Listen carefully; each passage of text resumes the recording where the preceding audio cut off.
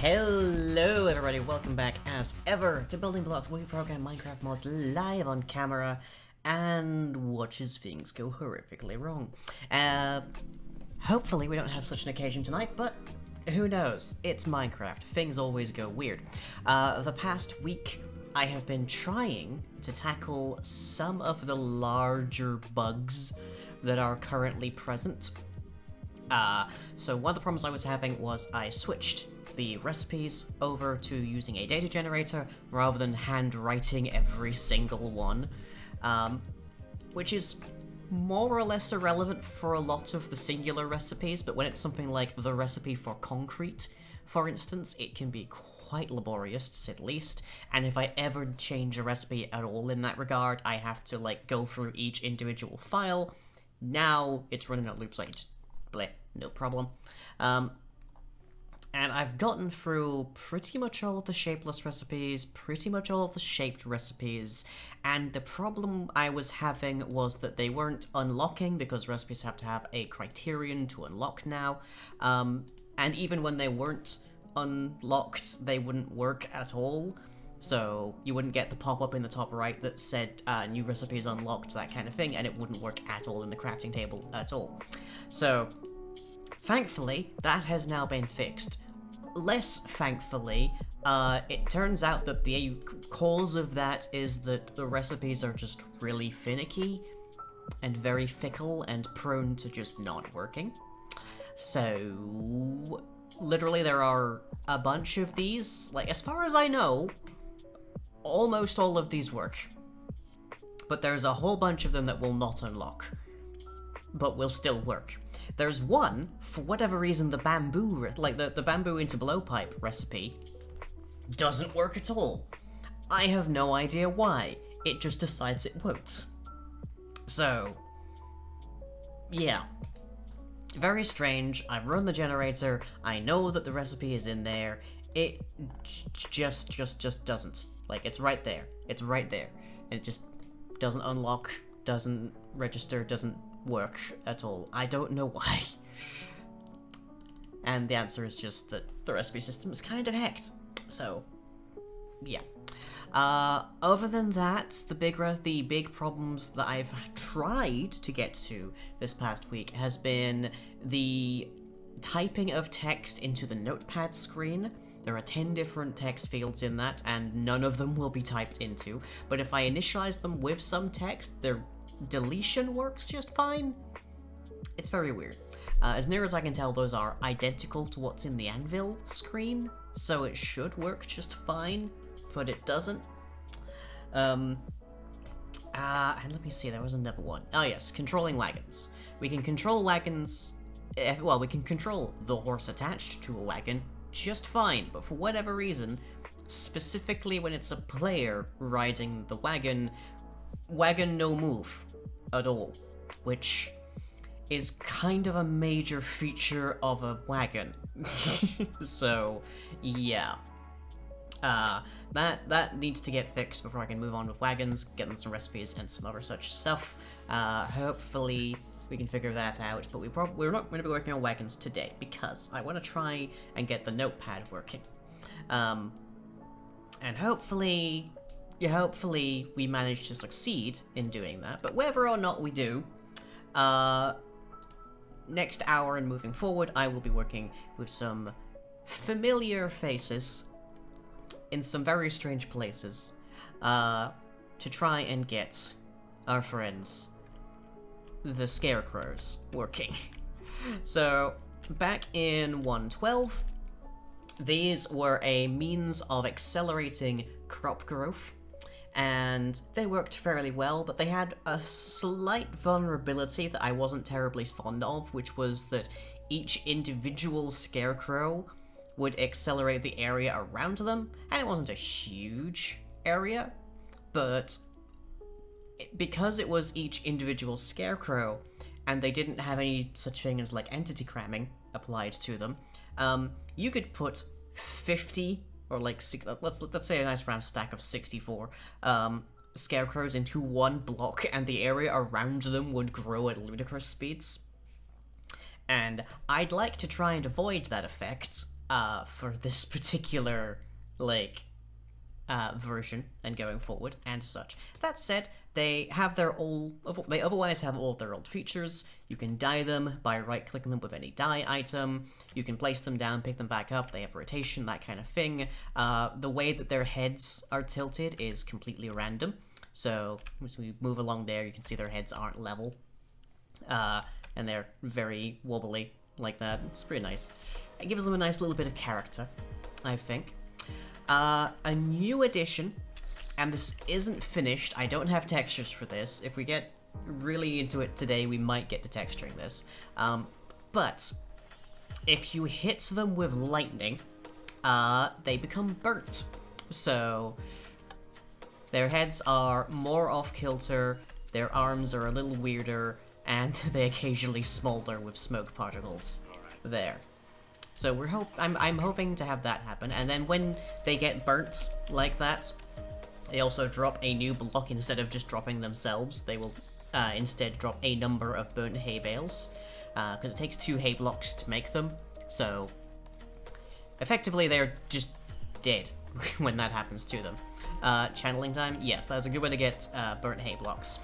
But yeah, so that is the plan with them. That just, I guess, gives them a little bit more of a lifespan, as it were, because if you have a big, massive farm with, like, scarecrows all over to try and, like, get the crops growing faster, occasionally you'll have to replace one because it got struck by lightning. That kind of thing. I'm very fond of the idea that structures and places that you build in Minecraft have some kind of upkeep cost. Like, it's not great if it's, like, you build a nice mansion and then all of your Minecraft gameplay is like, maintaining that mansion, but it's nice to feel like things don't just stand completely stock still, like, when you've left for, like, in-game decades, that kind of thing. I like that, the notion that the world is alive when you're not around, that kind of thing. But yeah. So we're working on the notepad, which has a recipe now. Fairly certain there's recipe functions at the moment, but let's go have a look. So if I grab some paper, I'm really free for this recipe. Doesn't seem like it has. Okay. And let's see. Black dye and a feather. Hopefully this recipe still crafts, even if it's not unlocking. Hooray, there we go. Notepad. Except any kind of black dye, just by the by, as well as any birch slab, or any kind of slab. Look, it's wooden. Okay, so this is the current state of the notepad screen. The text boxes aren't going to, like, continually look like this. They will be a little bit more discreet and such, and over here on the side is where we'll have our buttons to give our different, like, points of note. So, like, if it's a question mark, it's a matter of, okay, here's a thing you need to do. If it's a tick, it's something you've completed. If it's an X, like, blah, blah, blah, and then back to back. We got our page control. Not that we have anything in our pages. And each one can have its own header. Now, as we can see, there is a little bit of weirdness with the text fields. I don't know exactly why, but they do that every now and then. And we don't have a current readout on this because there's no information, because for whatever reason, I can't type into them. And I don't know why that is. So we're going to try and figure that out. But if I should fail, we'll try and just work on the scarecrows today. Because they're cute, they're nice, and they're functional, I guess. I do need to also remember to inject the AI behavior to avoid scarecrows into birds, like parrots and such, but let's get started with the notepad. So before I was using the anvil as my check for, let's see, the repair screen, I believe it was. Nope, anvil screen, there we are. So here we have the text field widget, which is the name field in the anvil screen. And as near as I can tell, this was fine. There's like one thing I can see here that we don't do inside of our current notepad screen. Call it notepad screen? No. GUI notepad, there we are. There's like one thing that we do there, which is we don't register responders for it. And maybe that's the problem? But I don't think so. So there's one other screen in vanilla Minecraft that I'm aware of that has multiple text fields in it. I've tried to think of a modded equivalent that has such a thing as well, but there is only one other vanilla thing that uses a text field widget that I'm aware of, and that is the structure blocks. So if we look for the structure blocks, there they are. Presumably you have a screen of some kind attached to you that I could hopefully find. And we'll see exactly, hopefully, where things are. Let's check the structure block itself, because that'll need it when it right clicks. Neighbor changed, execute, block placed, block activated. Tile used by, okay. Open structure block, well that's lovely. That's dreadfully unhelpful, but we're getting there.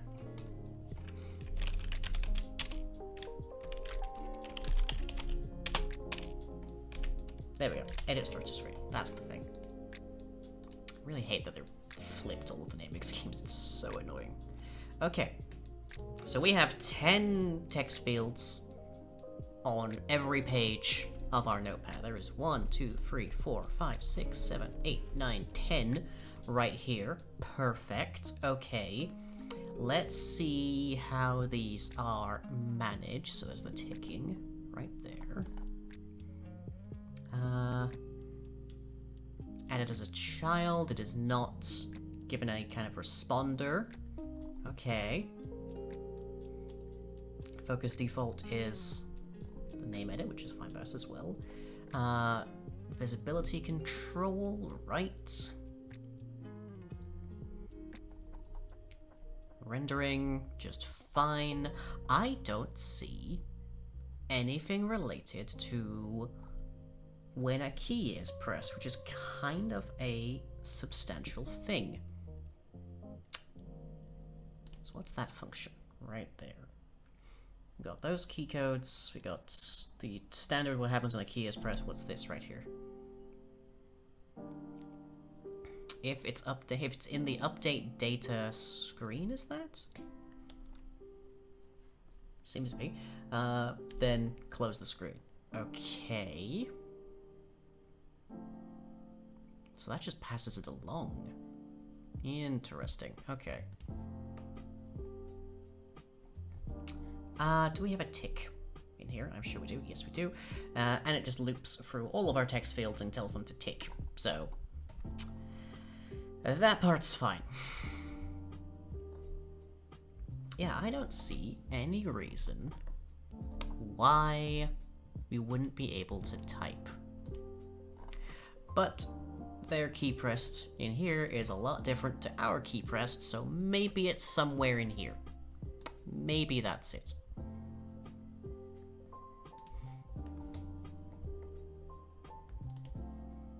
It's kind of a major, important thing here. Let's try doing what they do over here, and figure out if that actually works for us.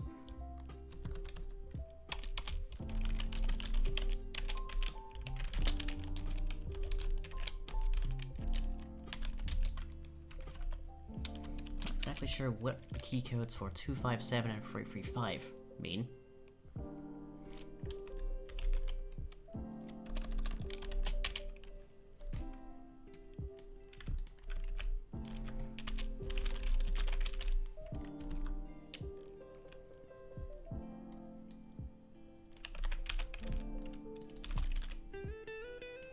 Okay, and if we don't see either of those things, we check our text fields and figure out what's going on. Can write and key press don't seem to get called from the things here, which is really weird. One would imagine that there would be something going on here.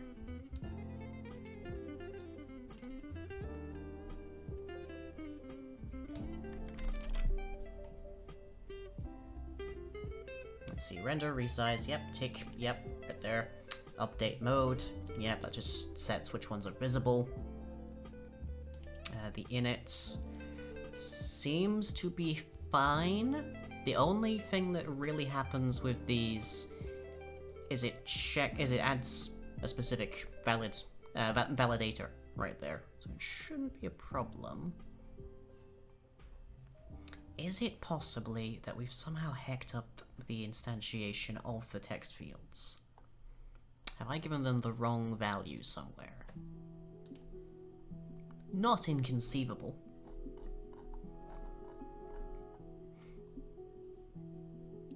So let's see.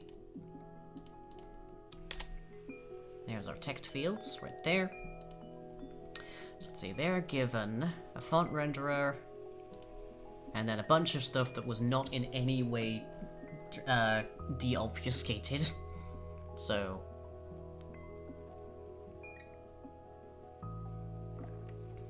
dreadfully unhelpful there. But let's see. We can try and figure it out from over here.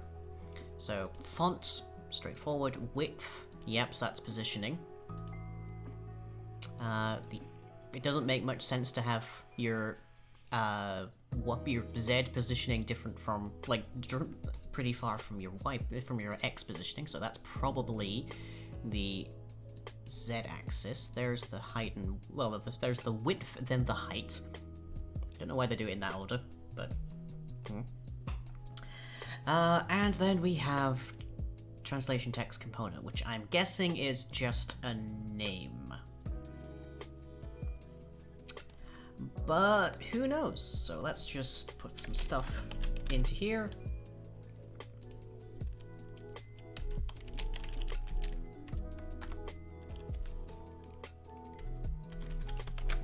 Maybe that'll change how it functions, I don't know. Things in Minecraft can be a little bit, finicky, as we've just seen. Okay, add set as a child. Did I don't appear to add it. Add field. Add fields should be, yeah, adding as a child, as well as adding it to our list of text fields. And adding any other details that we like hiding the background, for instance. So we do add it as a child, as near as I can tell. Just to be on the safe side, we'll do so here anyways. So there we go. Let's run it and see if literally anything has changed, when the only thing that we've done is given it some kind of text. Not even text it displays, mind you.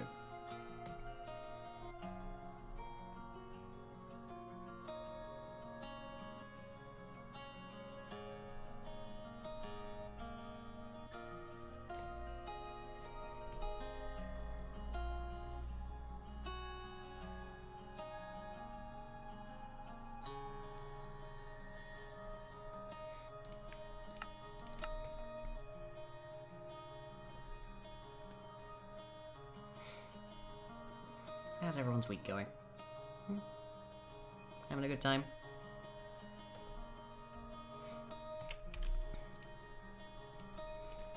Continue to march inexorably towards 2022, so oh boy. No change in behavior that I am able to discern. None whatsoever. There is a packet that takes all the data and shoves it into the actual thing. Maybe I should have a responder? I don't know. Doesn't make much sense. Looking at banner designs? Ooh, have fun. Yeah. So we are writing the children, we are typing. We do appear to have some control over which one we've clicked in, but it doesn't seem to do a bunch in here. What are those two keys? If the key code is not 257 and not 335, what are those keys?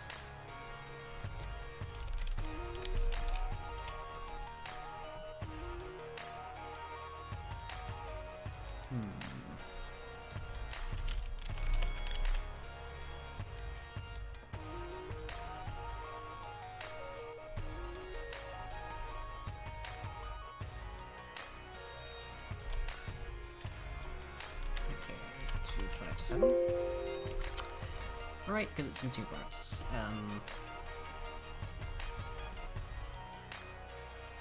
Very helpful. Very, very helpful indeed.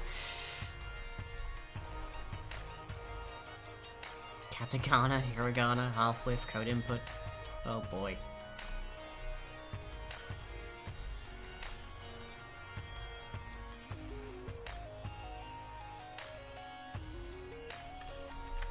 There's a lot going on there that I'm not going to dig deep into.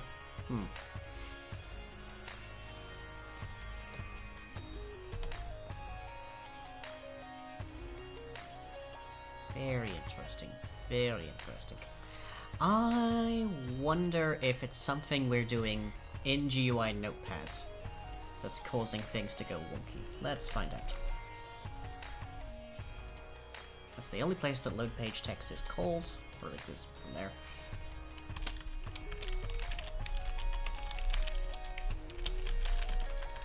If I see this being spammed, then I know that the problem is that we're loading the data from the actual item, which is always empty, of course, because we haven't been able to type anything into it yet.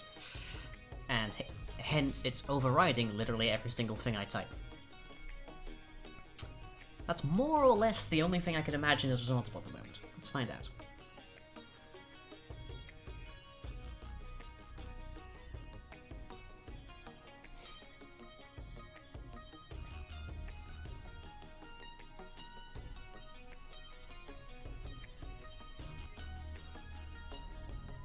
So if I open up the notepad screen, and the entire console behind this window here gets flooded rapidly, we know what's going on.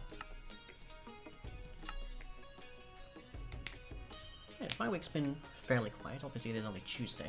I've had a lot more sleep this week, so far. And I don't feel like my organs are trying to deglove themselves, so that's good. Okay. Loaded page text. Nothing funny going on there, as near as I can tell. Still no typing. Yeah. It is interesting that it happens twice. Not sure what's going on there. We know it is ticking because the text field's like cursor is blinking. That happens because they're ticking. So that part's fine.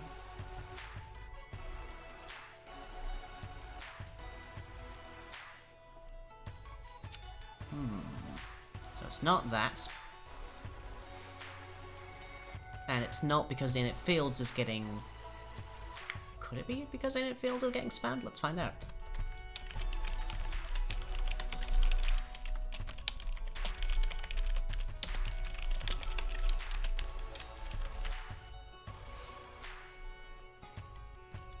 shouldn't be. That should only be called by, like, once by init, but... If this were functioning as expected, then we wouldn't be having this issue, would we?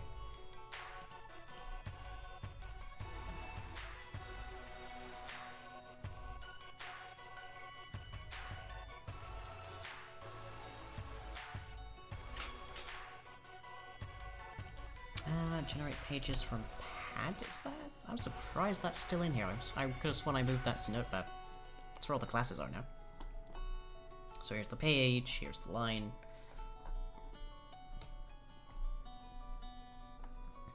Pages from NPT is our main thing. It's just right there.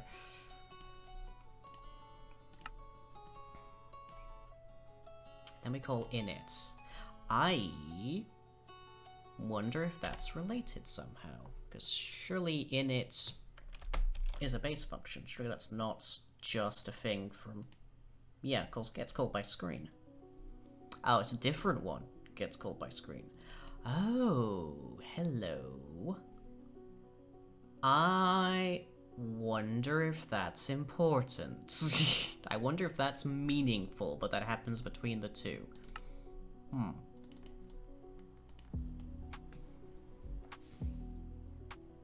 That might be of significance.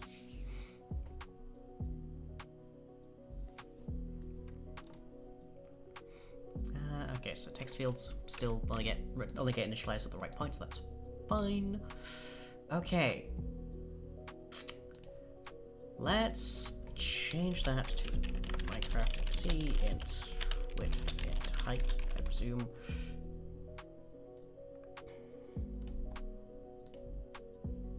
Where we were calling init, let's just take that part out, shall we?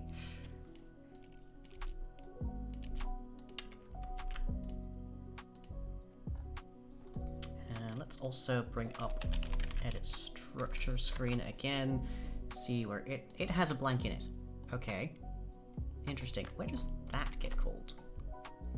By screen. In the... Never mind. I thought I was doing the right thing there, but nope, it just calls a whole separate init.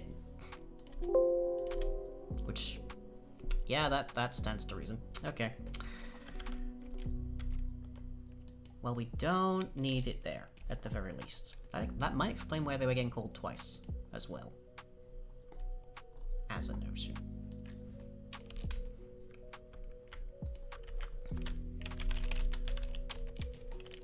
Is there literally anything up here? Nope. Worth checking. Okay, so that should get called by the screen. Right there. Okay, we also call it init, which is maybe not accurate. Let's check.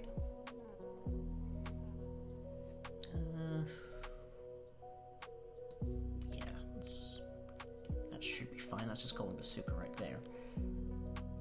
So I think we're probably good to just get rid of that. Okay.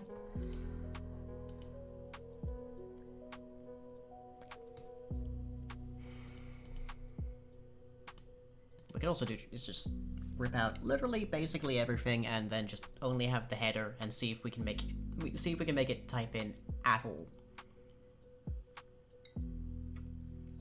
But I do note that text field widgets are used fairly exclusively by a handful of containers. Now, containers are a very special kind of UI, because the server and the client are in constant communication about those so that they can be synchronized about what's going on. Screens, just by themselves, like when you open a book, not so much. The server doesn't need to care what you're writing in a book until you close the book. I'd probably just hex something up by getting rid of that resize function, but for the time being, it's fine. Right now, it's not our major concern. No, we still cannot type. Why can we not type?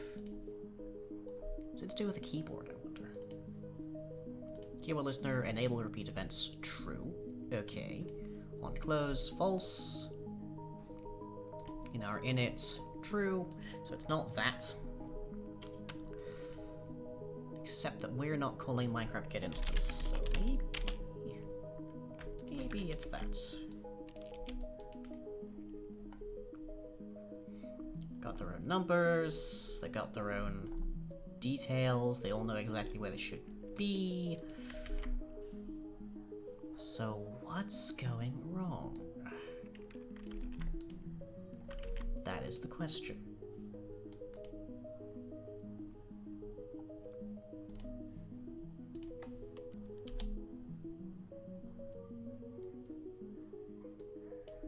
I don't think it's that at all. This is very, very strange. There is no earthly explanation for why this should be not functioning in the way that it's not functioning.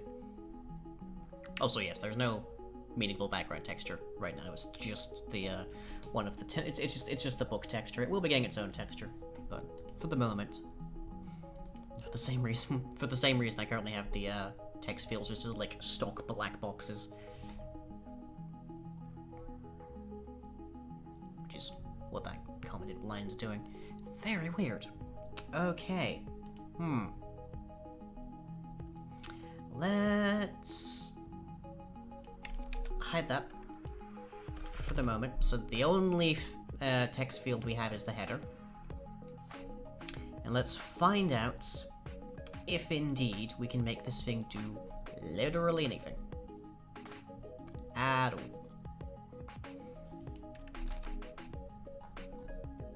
Just get rid of the lines. All references to.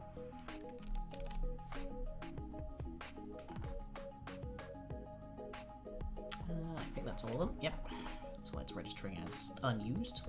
That's good. Fine by me. Okay. So now we only have one text field, namely the header. Can we get that working? And let's also bring up edit book screen.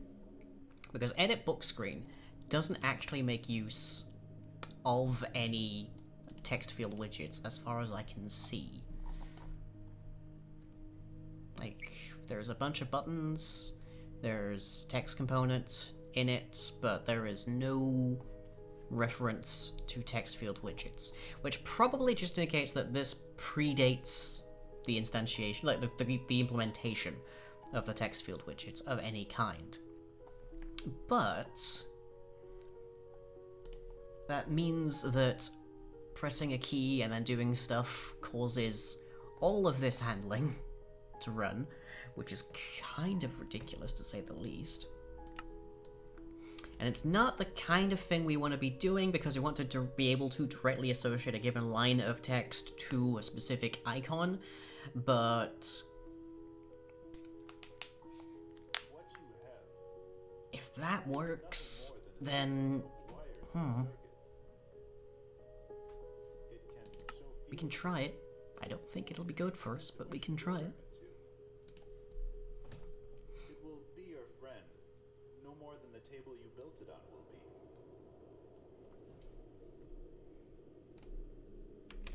Okay. So still, we start it focused in there, but we still have no inputs there at all, which is very weird to me. Char typed, could that be it? Shared constants is allowed character, put text, yeah, that just adds it to a text component, as near as I can tell. Where was key pressed in book guild? By key press, okay. And that runs all of the other stuff.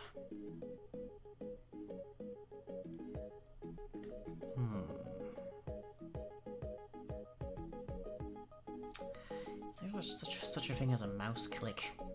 I wonder. Yeah, mouse clicked. Right there. Okay, so first thing I'm gonna do here. Well, not the first, obviously, by this point, this is far from the first. But a thing I'm going to do here is public boolean mouse clicked. Gonna try and brute force solve our problem that is causing us to have multiple text fields that think they're currently selected.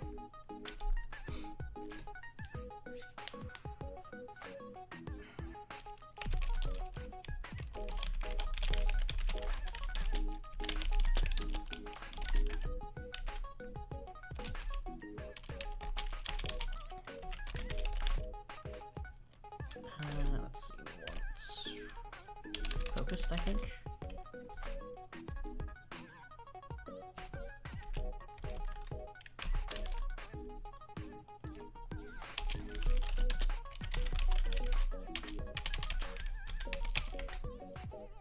Okay, so every time we click, we lose the focus.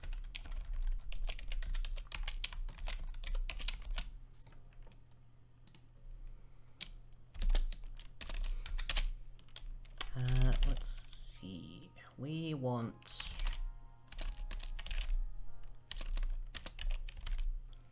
to find out if we're over them. Okay. That should mean that only one of them can ever be selected.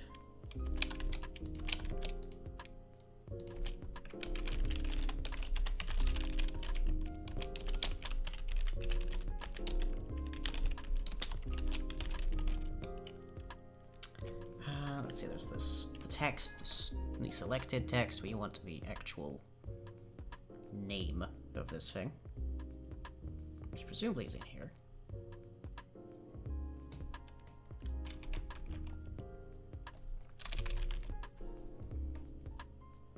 Or else, where? There we go. Message. Or else, how do we know which one's which? Okay.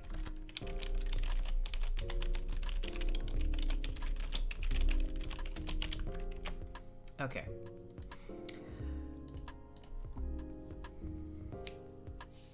If I have to, I will brute force the hell out of this to get it to work.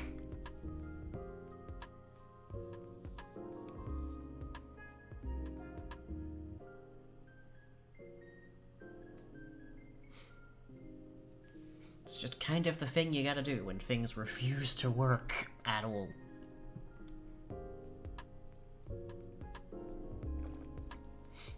It's like when you fold a paper airplane and you go to throw it and it just freezes mid-air and just hovers there for the rest of eternity. It's so annoying when that happens. You know, sometimes you just gotta deal with that.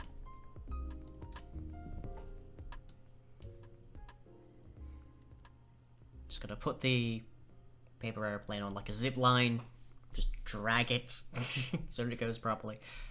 Okay.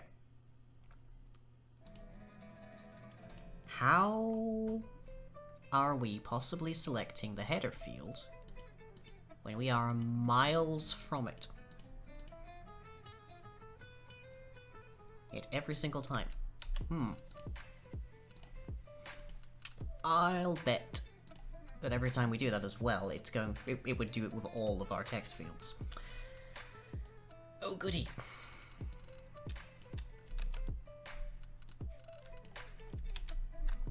Bring back our lines of text and find out. So there's one of our problems at the very least.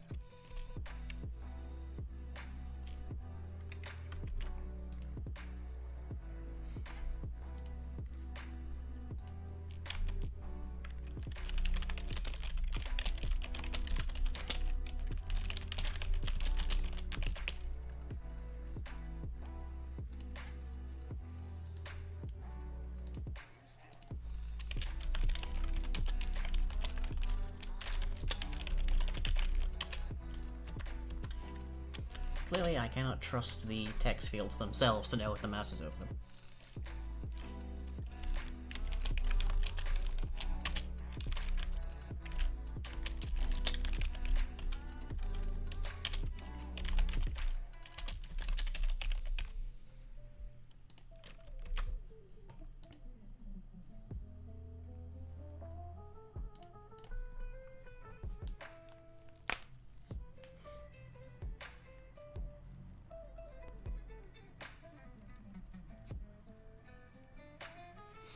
How do they decide that? Out of curiosity, let's have a look. If they're visible, makes sense. Mouse X over this X. Yep, good. Standard. It's a standard bounds. Can check. Okay. That's fine. Except that clearly you don't understand where you are.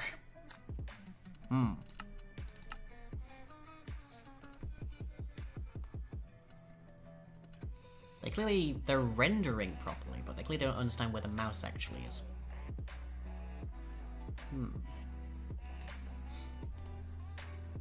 Okay, if I click... Yep. Every single one of them. The header and lines 0 to 8, yep. They all think that the mouse is over them.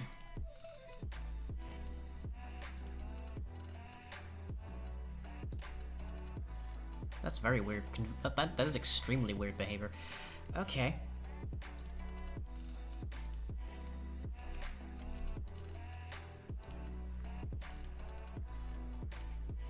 How in the world is that happening?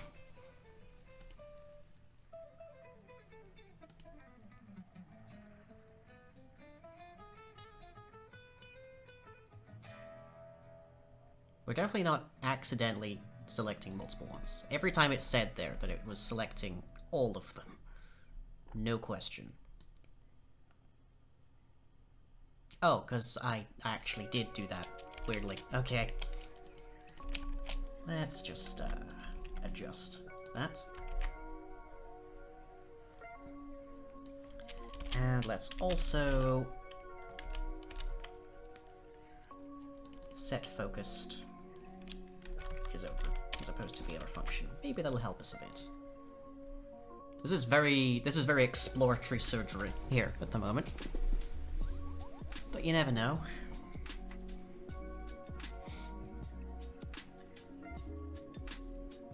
Might find a pearl that your dog ate. Might find a missing surgical sponge. Who knows?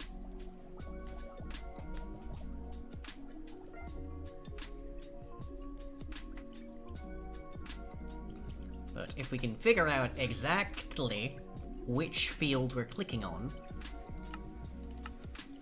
then from there, we can just directly feed whatever key we press into that specific field.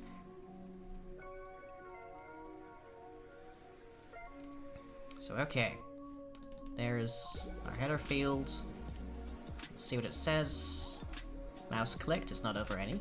Okay. Header. 0. 6, 4. Yes, good. Okay. And we only have the 1. Great. Right. So with that, we should be able to feed whatever we click into our currently selected field.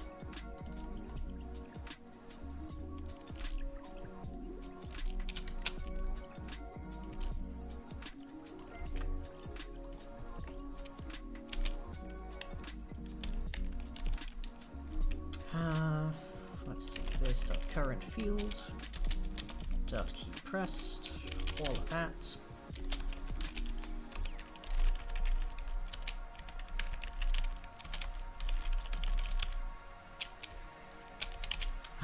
Let's see, if not this dot current field, well, if this dot current field does not equal null, then just enter in those values. Just return true as a matter of course. Return this dot current field does not equal null. Or equals null, I guess, in that case. No, that's fine. Okay, what happens when key pressed is called? If it not can write, which is it's visible, it's focused, and it's enabled, all of those should be true. We should be able to click it. If it's not enabled, it shouldn't render at all if it's not visible. Okay. If it's focused, we've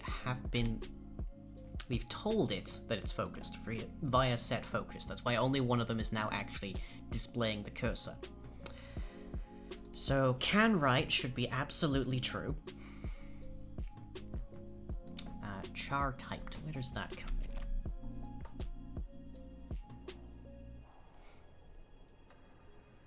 called by the keyboard listener. Okay.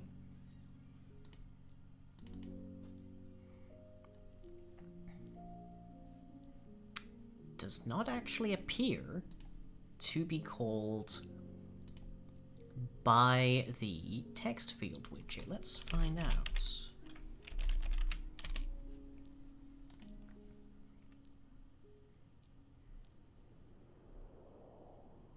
Yeah, there's key pressed, but that just returns a true or false. Doesn't seem to... Okay, we do have write text.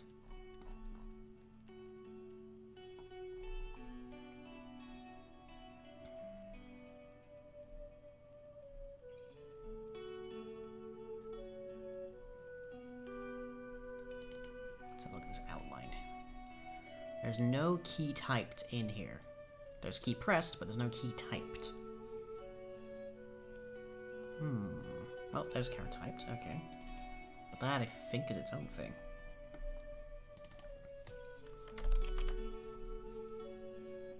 Test part of a keyboard listener part. Okay, good. If not can write, don't do anything. If is allowed character and is enabled, then write the text. Interesting.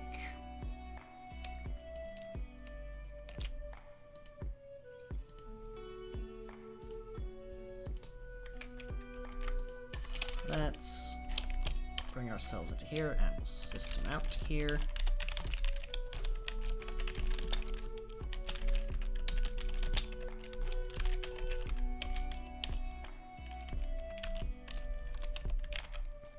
What was it called? Message? Is that it? Yes. And when we init fields, we want to also set our current header, our current field to be the header.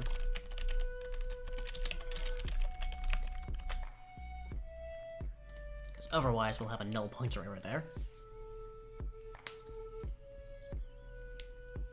Just gonna do this, and then I'm going to take my break. Because I've been staring at code for an hour, trying to think of what is going wrong with it, when by reason nothing should be going wrong with it at all. I just want to check if key pressed is actually getting passed at all.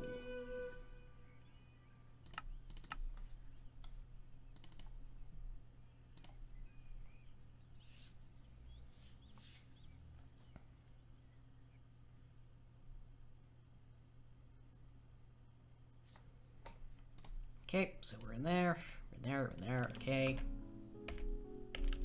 So passing key pressed did go to whatever we have selected. Okay. Right, I'm gonna take my break, so I'll be back in about 10 minutes, everybody.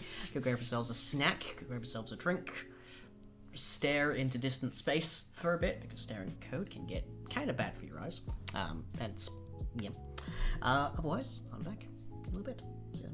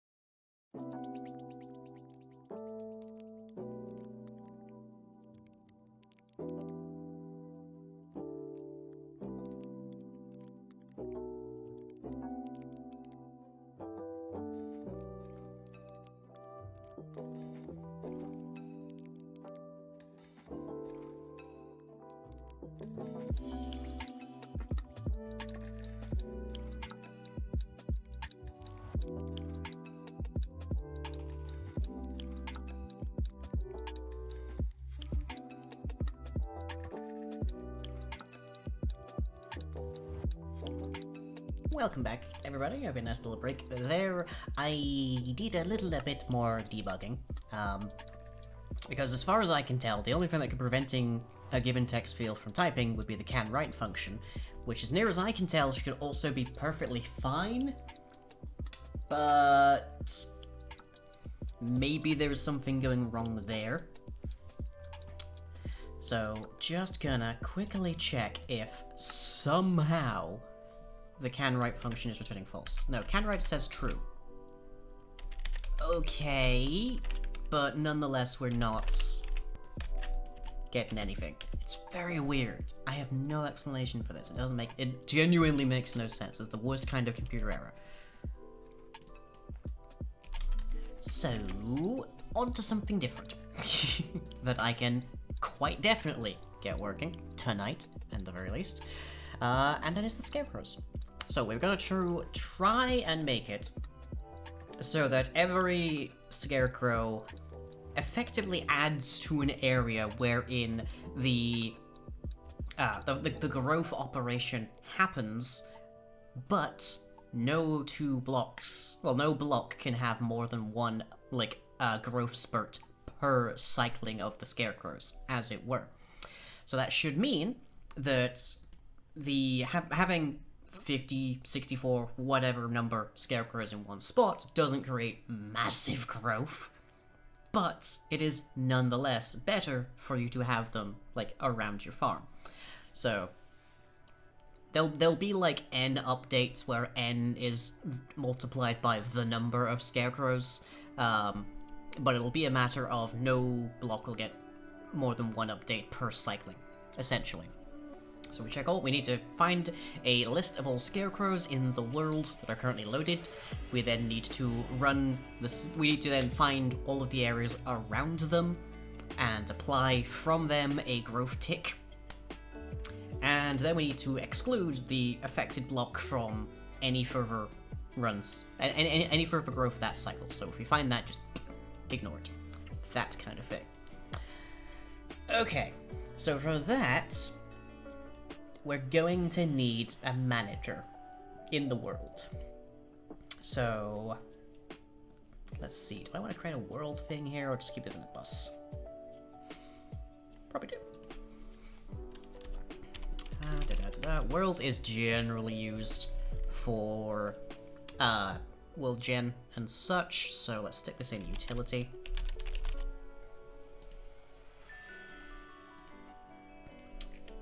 Call it Manager of Scarecrows.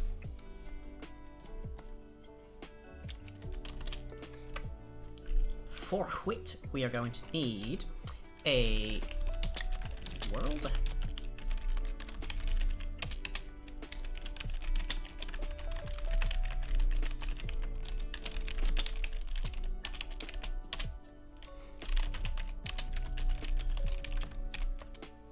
Okay.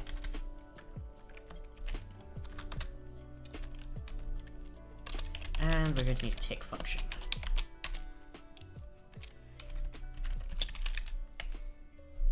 So we're going to need to know how frequently this happens. I think we're going to try and connect this to the game rule for random tick speed. For the moment, let's just say once every 5 seconds. So to that end, a private int, timer,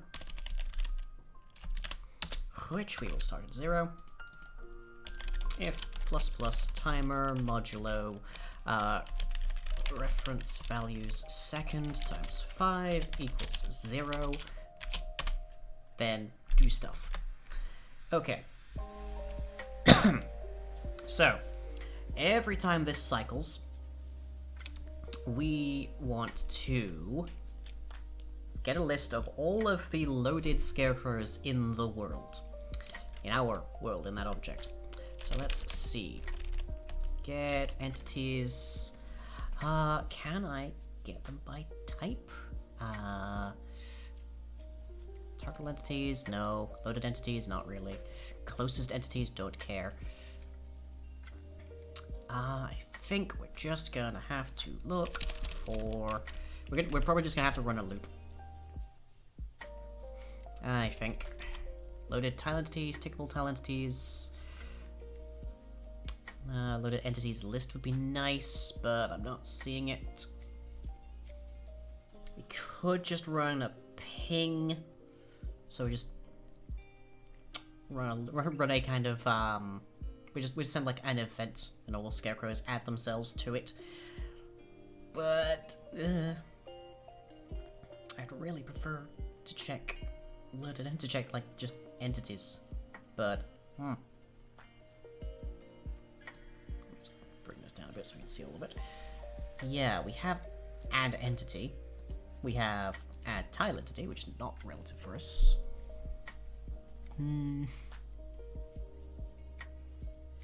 Yeah, there really isn't anything going, is there? You used to just be able to access the loaded entities. Butts. Okay, there's an alternative here, which is that we hack into the world using mixin, and whenever an entity is loaded, or added, we add it to a list, an internal list of scarecrows, and then we just retrieve that here. We already do that in terms of accessing specific various equipment type recipes, so things like the alembic, the centrifuge, that sort of thing. So we would just need to do something similar here to hack into, I think, the recipe manager? Yeah, I think just this. And then that, I believe, is called by our recipe types. Yeah. So... Sure. I think maybe not dreadfully fond of hacking directly into the world, but it would make sure that we know what our it would make sure that we have a definite knowledge of our current scarecrows. Okay, let's do it. I might rip it out later, but either way. Accessor world. Let's make it server worlds just to be specific here, and this needs to be an interface so we can properly class things at it.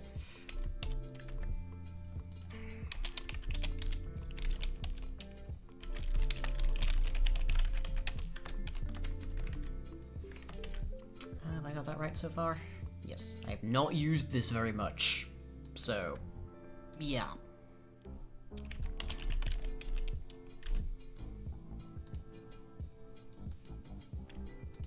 So in the recipe manager, there's a thing called get recipes, which is just right there.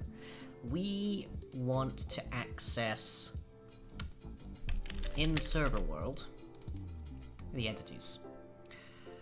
So there's ticking entities, which is a boolean, not what we're after. We're looking for some kind of, there we go, entities by UUID. Is there a loaded entities in here, perchance? Maybe a little bit? Doesn't seem it. Okay. So where's entities by UUID called? Add player, get entity by UID, on entity added. Okay. We just want to access that one thing then, don't we? Okay. Well, that's right there, at the very least, what we need. So, entities by UUID, I guess this...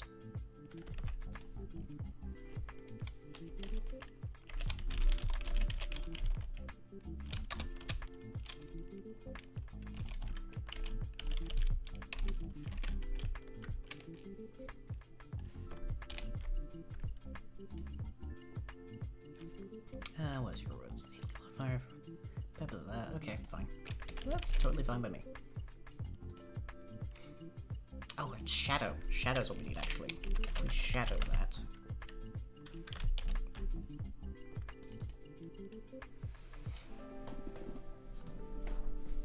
Actually, if we shadow on entity added,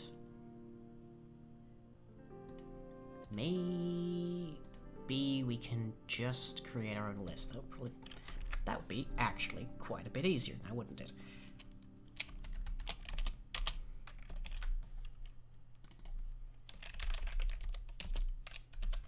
Let's see, abstract that, extends that.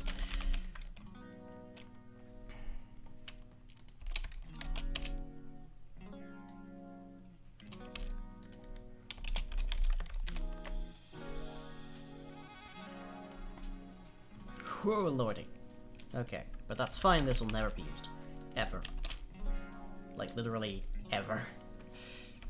Because we're just gonna be moving everything over to here. Okay. Let me bring up the exact details I need here. So MCP on entity added. Okay. Just so I can do this properly.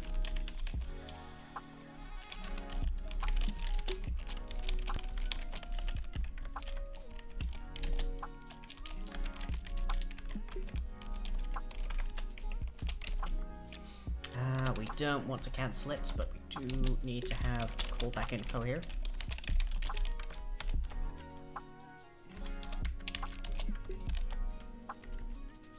Okay, right. So, in our mixins, need to add that.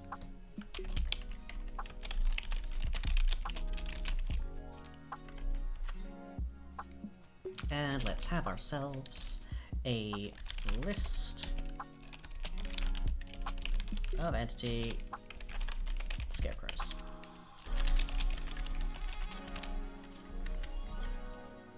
So if entity in type equals ve entities dot scarecrow, then scarecrows dot add entity. We could do ourselves one better by actually casting them into Scarecrow.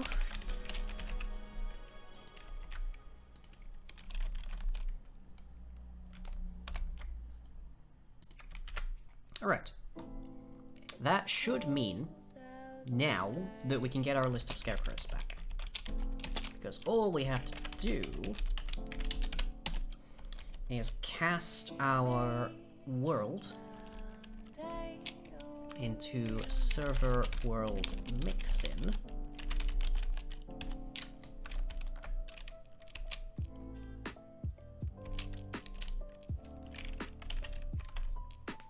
We need to actually have a getter in here, don't we?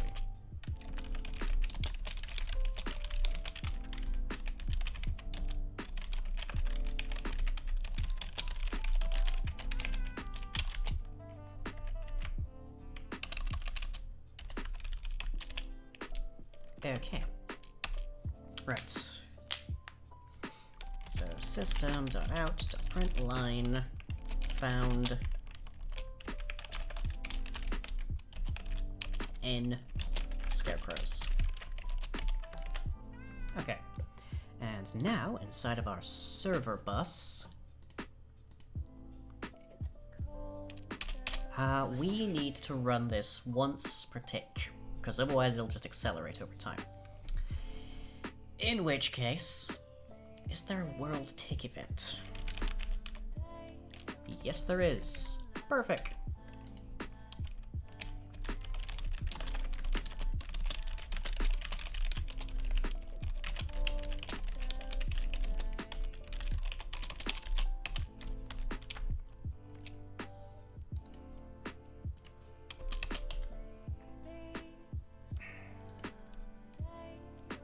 So then we need to get that world, create a world scarecrow manager for it. So let's see, what is a nice little bit of definable value we can get from a world?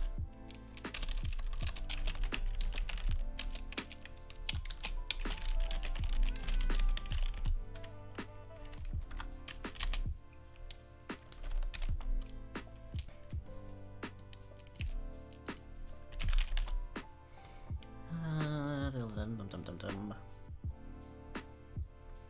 Let's see. Biome, chunk, daytime, difficulty, dimension key. That should be more or less unique. Yeah, because if two worlds had the same dimension key, they would be the same dimension.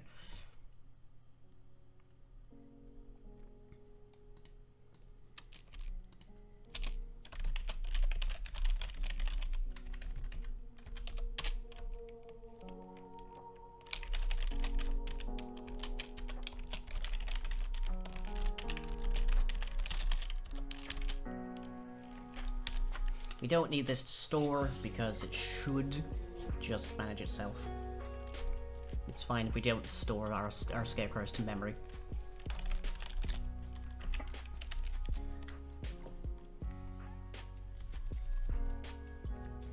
Let's see.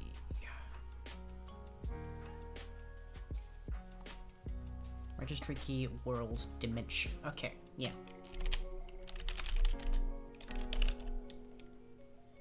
Get dimension key. That should do the trick.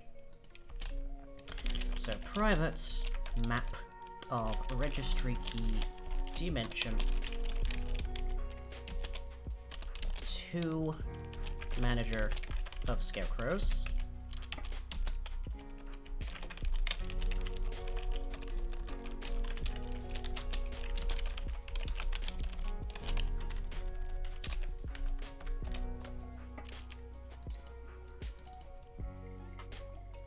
Okay. So let's see. If scarecrow managers dot. Did I mistype that? Nope, I just didn't make it a static. That's good. Let's also get our key here.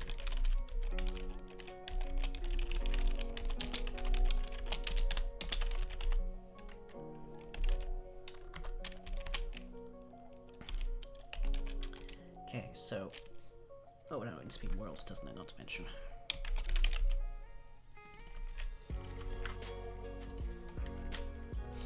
If scarecrow managers... managers dot contains key world ID. Actually, we can do this a little better. So, manager scarecrows. Manager equals... Scarecrow managers dot contains world ID, then scarecrow managers dot get the world ID. There we go. Otherwise, new manager scarecrows world. Okay. Manager tick. And then if not in our thing here, then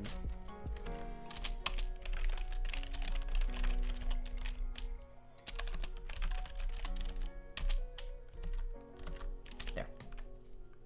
Okay. That should mean that every time a given world ticks, we create a scarecrow manager for it, and then it just starts ticking along like that.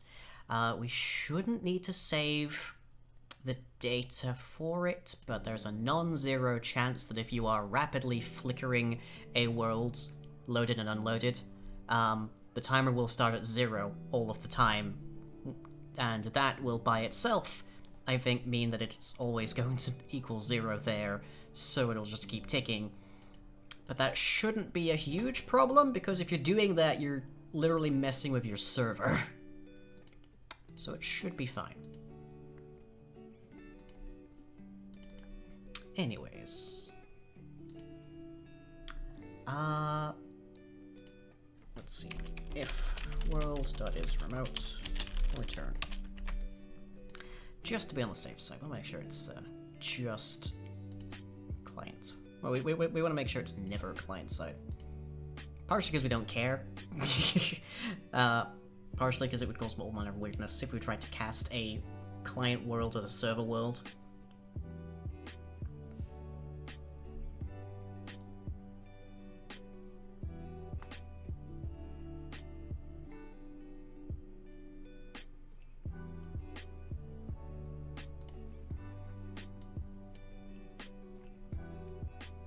So we're just going to boot up the world, and then about 5 seconds from that it should give us a count of how many lovely wonderful scarecrows we have.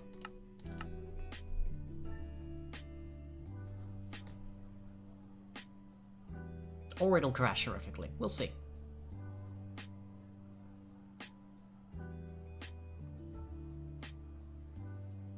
Yep. There we go. What happened? No class defined. Server world mix-in is invalid. Apparently. That's interesting. Doesn't give me a line there. Exception caught. Server world mix-in is invalid. What? It's right here. So what's your problem?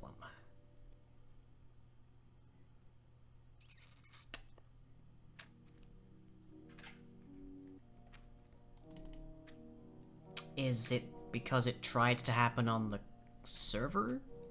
Or on the client? That could be it. I'm guessing that was it.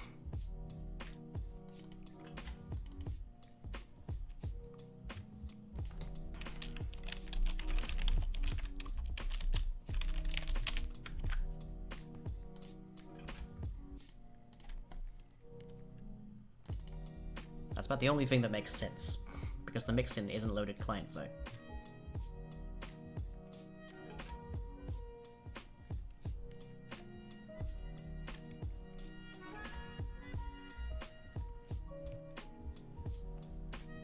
I'm seeing a couple of errors in this log. They flash by so fast, I don't know what's going on with them.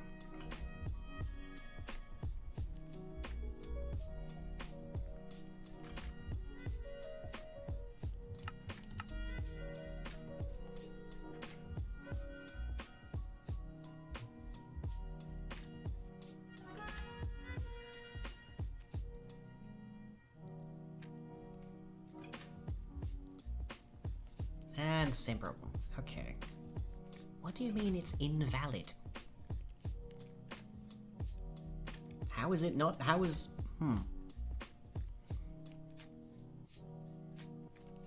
Very odd. Very odd.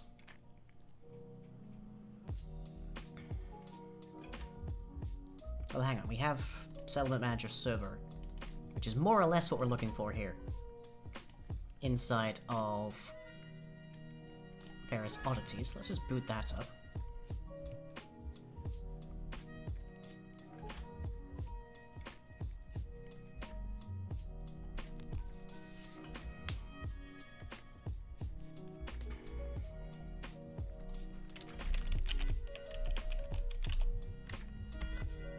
That's part of the save data, which is not quite as good for us. For this particular circumstance, anyways.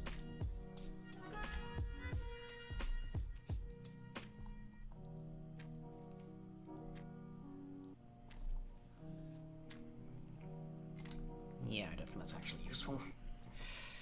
Okay, what do you mean it's invalid? That's like one of the least useful error messages you could give me.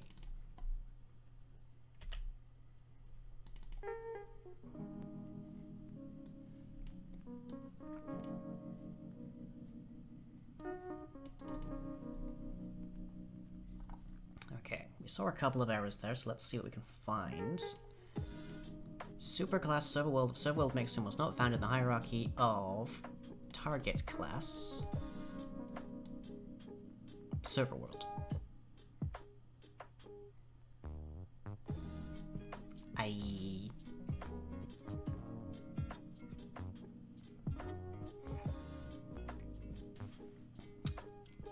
you sure of that?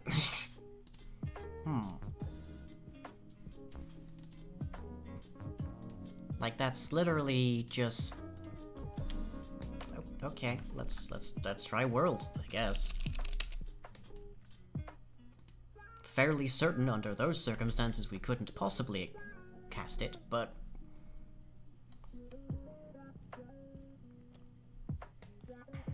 Also, it's abstract, it shouldn't care. Also, it's just occurred to me we probably need an unremoved as well.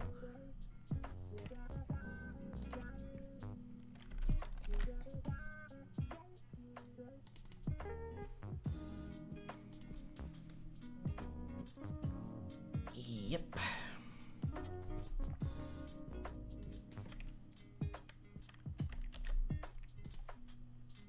Just to remove from our thing here.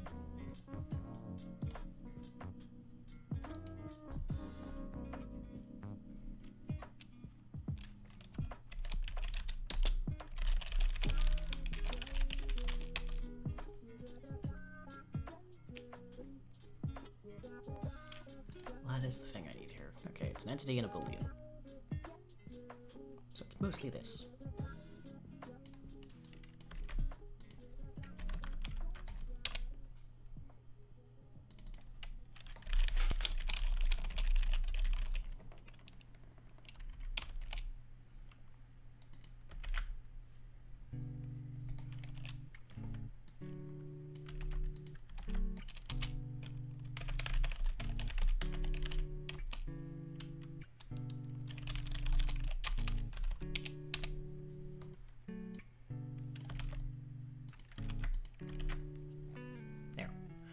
Okay. Why is it having this trouble? This trouble that makes no sense. What do you mean it's not found in the hierarchy?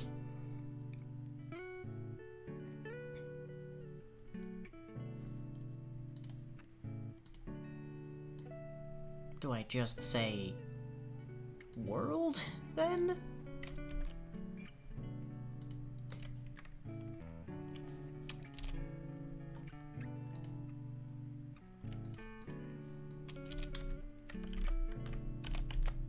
That seems like it shouldn't work, but I guess we'll find out. That seems like we're gonna cause problems, but oh yeah, right there. Okay, let's just get rid of that for the moment. Clearly I'm doing this mixing wrong.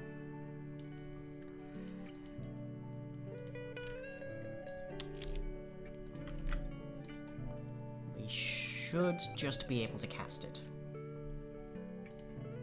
Hopefully.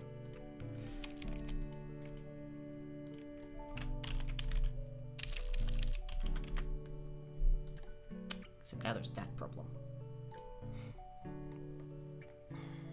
How do we get the scarecrows out of there? I guess I would need to inject this. I would need to add to the method. And I am not 100% sure of how to do that.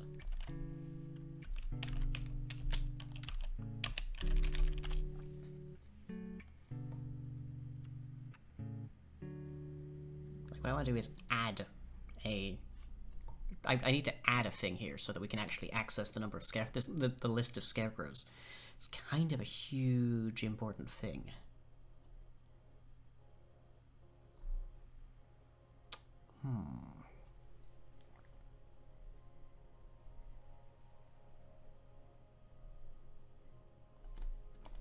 Does not help with the fabric, which is the first one that comes up.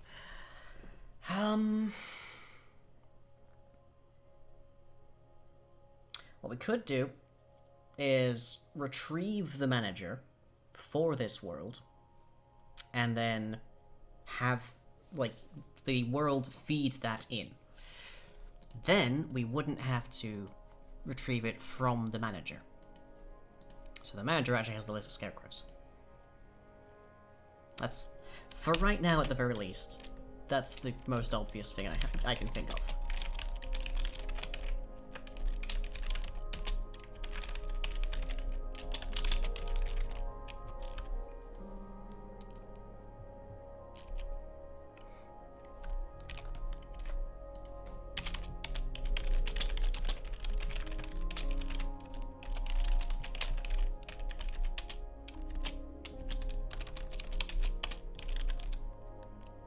Not scarecrows dot contains in, change your name.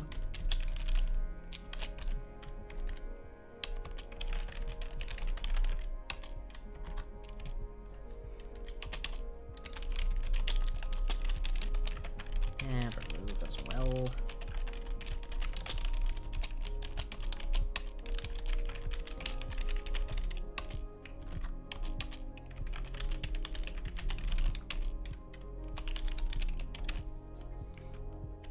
Okay, so now our server bus needs to actually be able to get. So we need a public static manager of scarecrows. If there's a better name for this that's just flying right past my face, do let me know.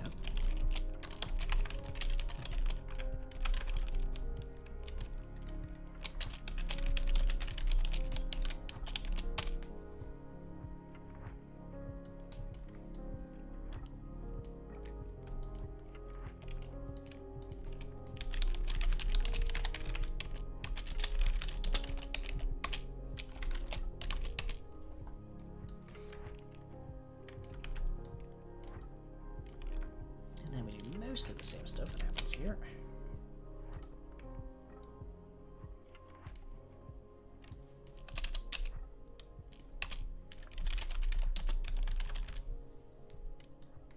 There. Okay. So, server world mixing. Instead of having our list of scarecrows here,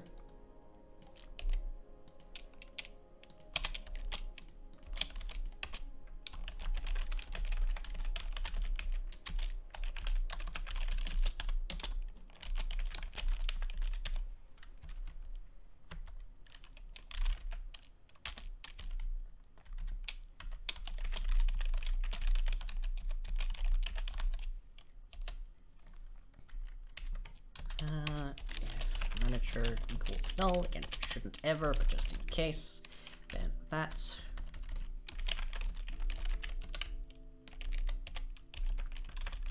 Otherwise, add it to the manager. Okay.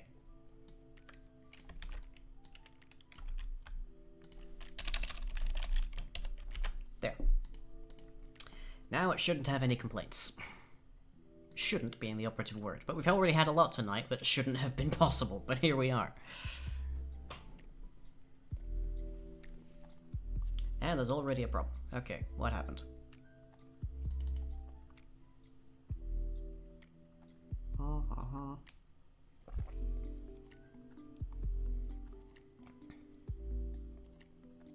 Invalid descriptor on server world, mix in, remove entity complete. Okay, you expect. Alright, that's. You expected the callback info, that's why.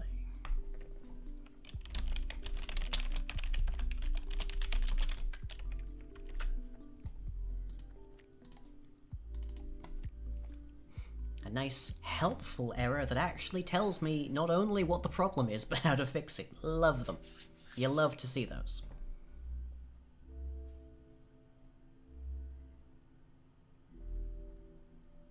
Okay, verification failed, that's fine because this is an offline server. That part's totally normal. A couple of missing textures for the burnt hay bale blocks. Okay, right. Let's try this again. Show me a list. Or show me just a number, at the very least.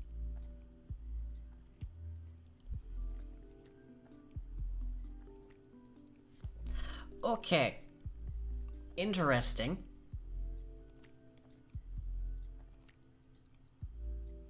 Oh, that's because it's per world. Okay, right. I was just thinking, why am I seeing 3 of these things? 7 scarecrows. 1, 2, 3, 4, 5, 6, 7. Yes. And then the zeros are presumably for the never and the end. But okay, very good.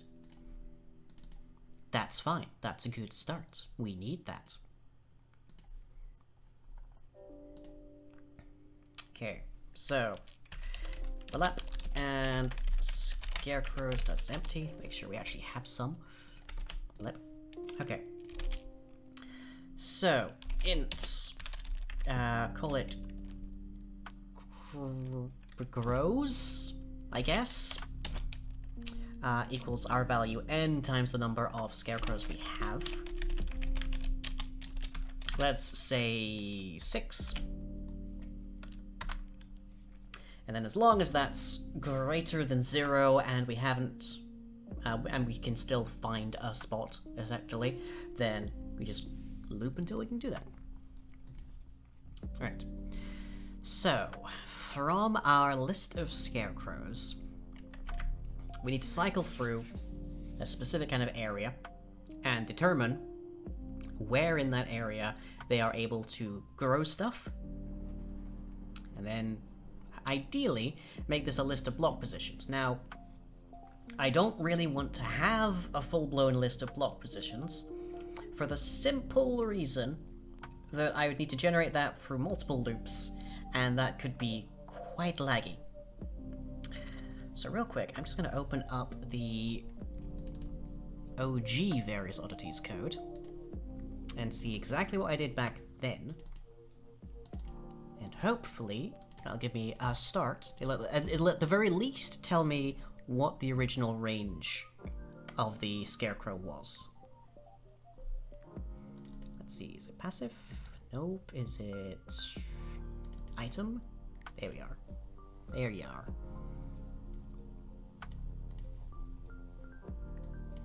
Don't worry about that. Okay, so here's ye olde scarecrow. What was your radius? Okay, so there's your growth time. Your range previously... Oh, I forgot we could have baby scarecrows back in the day. Your range previously was 8 by 8 by 2. Okay, it's not quite like that. Right.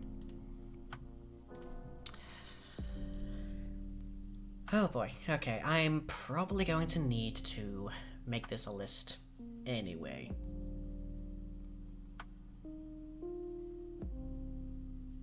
Which will mean that the more scarecrows you have, the greater the lag. But I don't think it's entirely plausible for me to get anything else. So, oh well, here we go.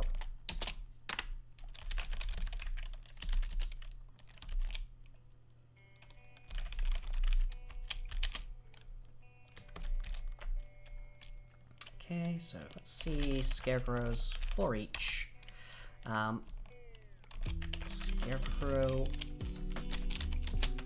add crops to list. Which is not a thing that exists currently, but...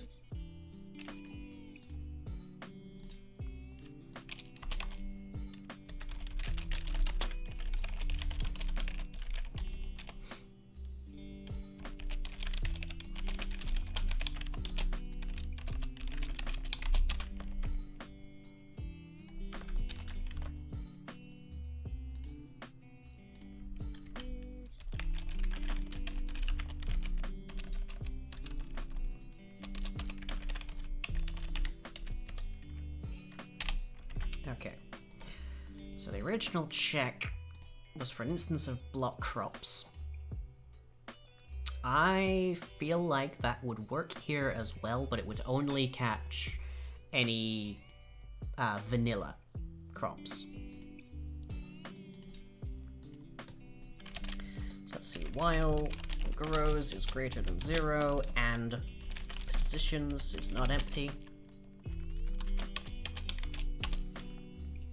then select a random spot in the positions and grow it, and then remove it from the list of positions. Straightforward, but first we obviously need the list of positions. So let's get our original little loop here.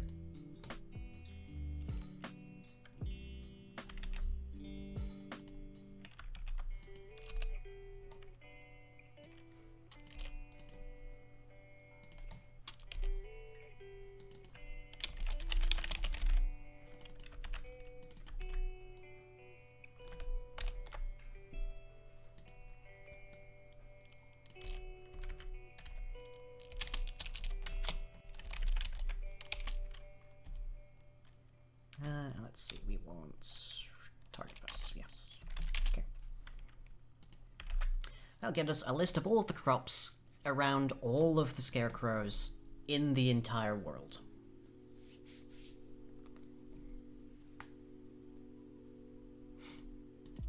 Effectively, which is a lot, suffice to say, potentially. So let's see, let's have a look at this, and then let's also bring up an example of a modded plant as well. Best place I can think of that would be Britannia, because basically Britannia uses everything.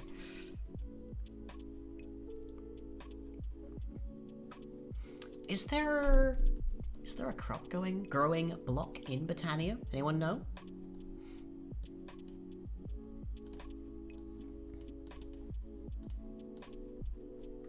The agri-carnation. Let's see what that does exactly. Britannia should have its own has its own website with the lexicon. There you are. Slow growth of crops is a perpetual problem in the feeding of the masses. The agri-carnation transforms mana into a type of natural fertilizer, causing nearby plant life to grow faster. Okay, so you have exactly the kind of predicate that I'm looking for. That's good to see. Okay, so is plant. Oh boy, there's a bunch going on there.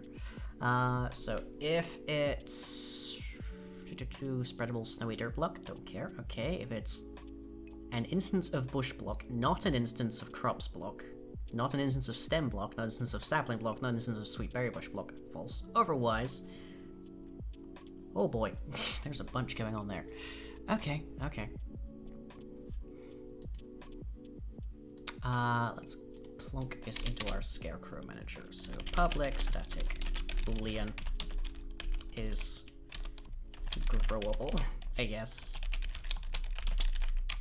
And let's give this a state.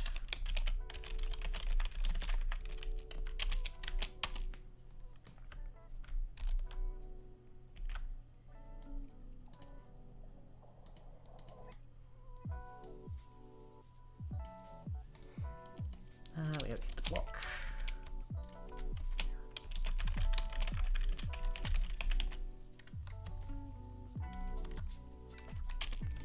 Can make this a little more streamlined, but for right now it can work.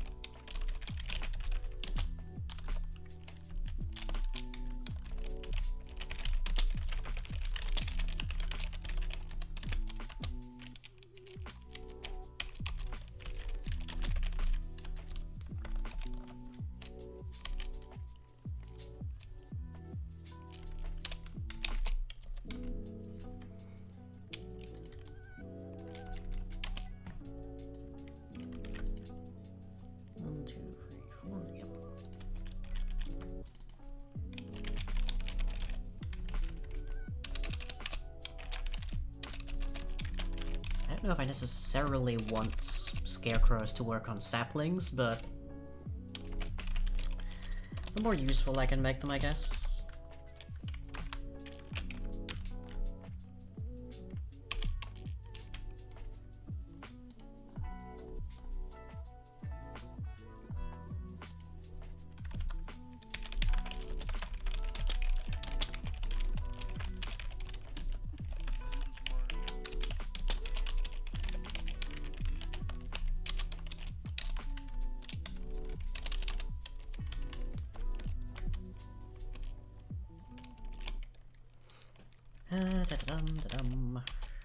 Plants, cactus, anything organic, leaves, I guess, as well, any gourds, yep.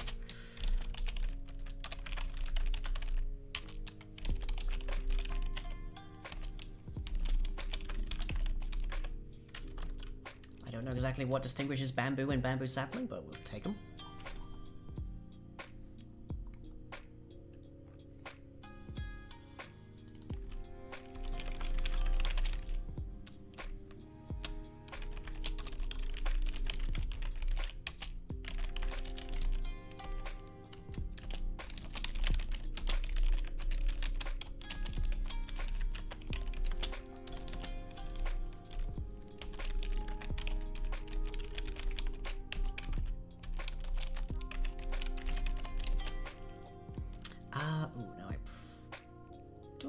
I need that? No, actually I can do that. I can run that check myself. There we go.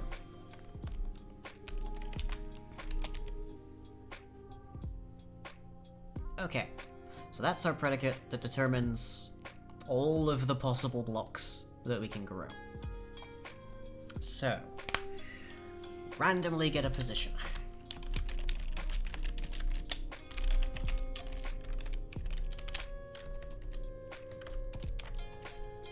So, block boss position equals positions.get rand next int positions.size.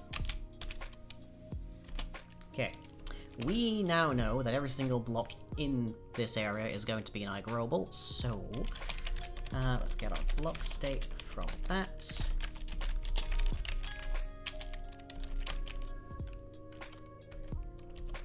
We should also probably check if this position is loaded.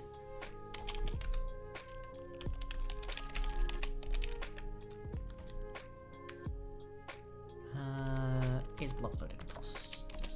Okay. If it's not, then remove it, continue.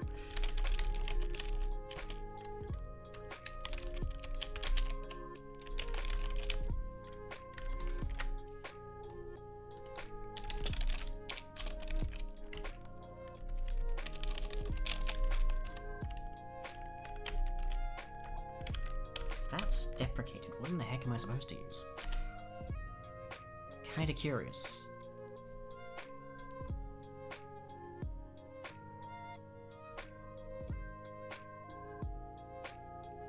Is area loaded, apparently, but with a range for some reason.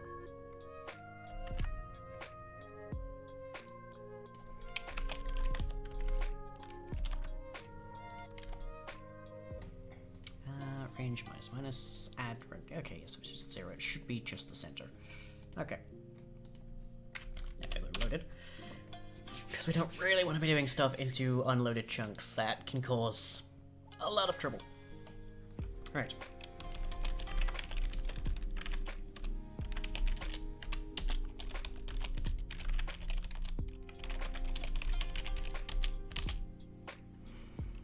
Okay, if growable dot can grow, that's our world, our position, our state, and we are not client side. Then state dot random tick. We have our world, we know it's a server world, that's fine. Position and our random.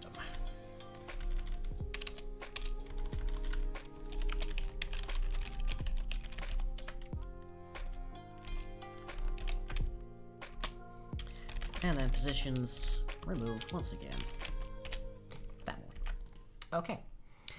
So, oh, we also need to minus grows. Okay. That should mean that we apply all of these things and then each individual one only gets grown once. Okay. Now this is every 5 seconds. So this is still pretty damn fast, but it's a start. Okay, so system out. Identified positions.size corrupts.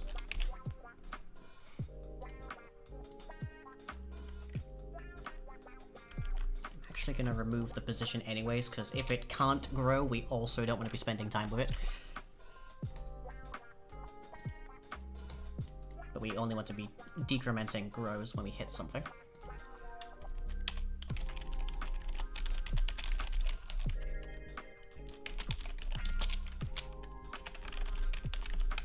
Okay, I will be back after my brief break of 10 minutes, and we should hopefully be able to see our scarecrows working. So, see you then.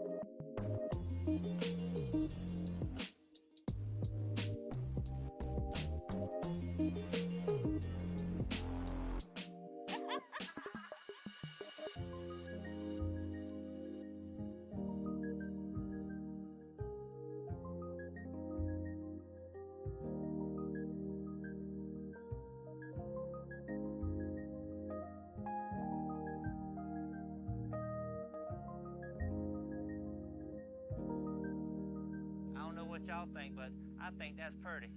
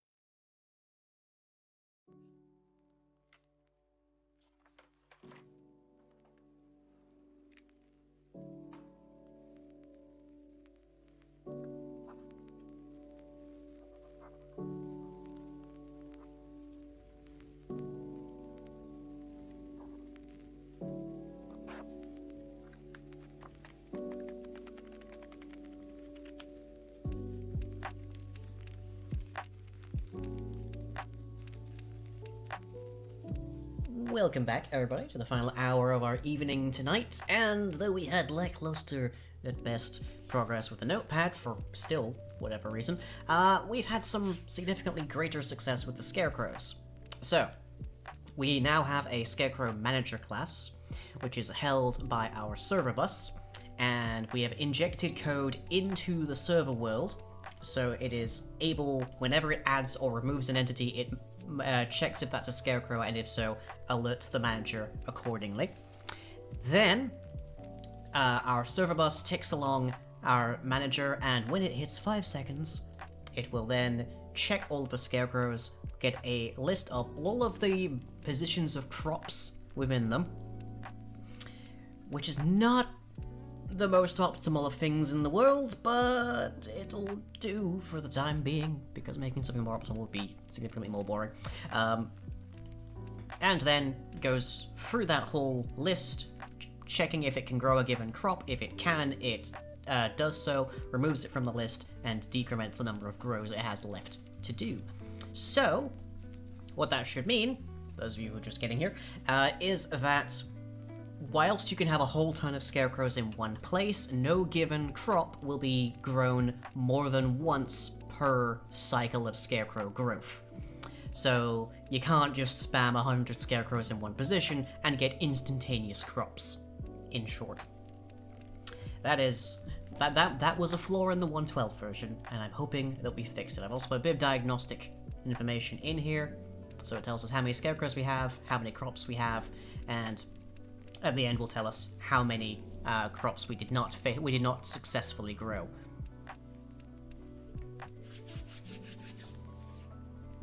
Right now the answer should be all of them, because we don't have any crops in this world, but here goes. Hope there's a higher tier scarecrow that doesn't have that limit, like a scarehawk. A scare falcon, scare eagle. I suppose the next question is, I don't have a means of detecting which scarecrow added what. I suppose I could just check for the nearest scarecrow, but that'd be a lot more checking.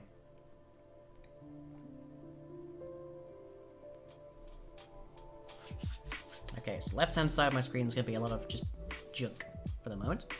Oh! I forgot a thing.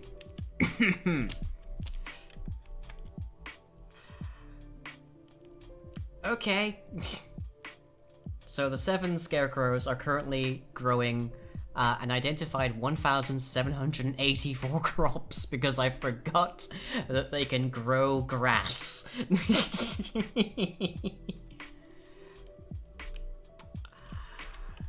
Welp. Hang on, can I... I need to... Oh boy, what have I done? This is great, actually. Yeah, you plonk a scarecrow down and this happens. To there. Air replace grass, please. Or tall grass, I guess. Yep.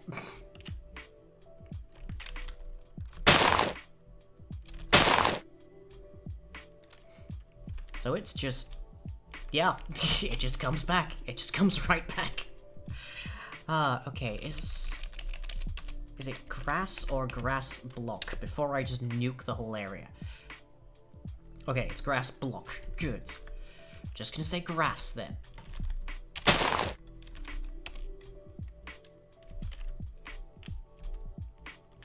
Yeah, that's... Whilst it's nice to have the aesthetic, I guess, of them having tall grass around them, not an intended feature. So let me just grab a command block here.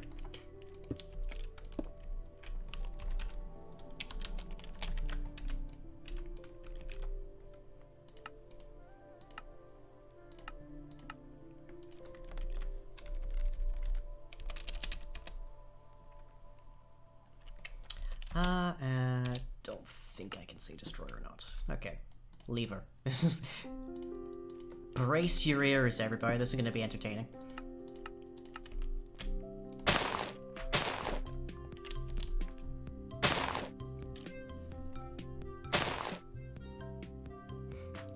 So now we're just still getting flowers around. Effectively, I borrowed the code from bone meal, and that's... I probably should have seen this coming.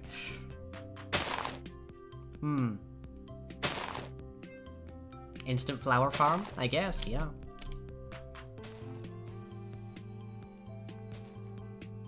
But... annoyingly, whilst this is hilarious to see, it doesn't actually help me in the slightest bit identify if a given part is being grown more than once. Okay. So, let's see, we want state.randomTick. I think is the thing? Yep. The part where the flowers spawn in is fantastic. That's certainly interesting. Okay. Let's just give it a random tick. That should hopefully be just fine. Giving it a random tick is what the agricarnation from Botania does, so it should hopefully be the same.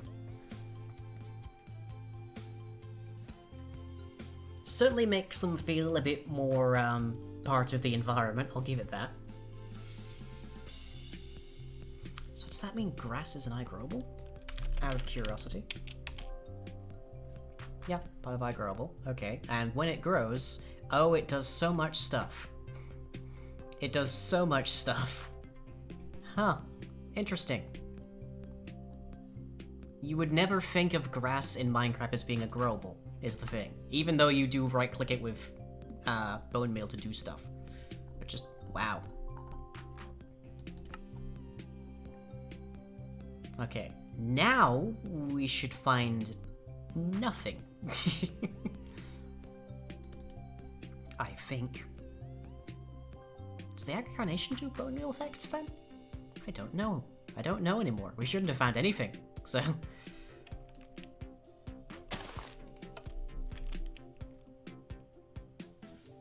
Okay, I think we fixed it. For the time being. Oh lordy. So much. 1,784 crops. Wow. Maybe I should filter through that first. Okay, what else we got here? Small flower? No, that's dandelion. Oh god, I've just realized. We're probably gonna have to go through this flower by flower, aren't we?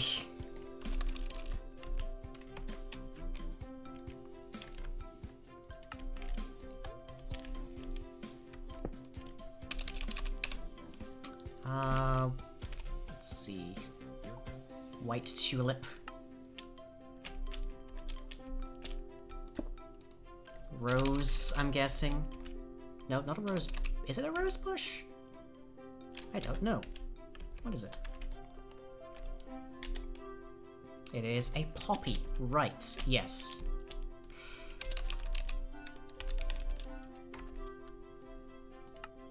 Okay.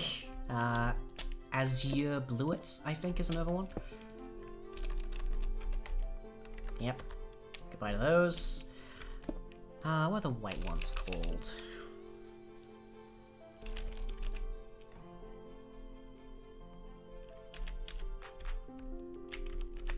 These are Oxeye Daisy. Okay.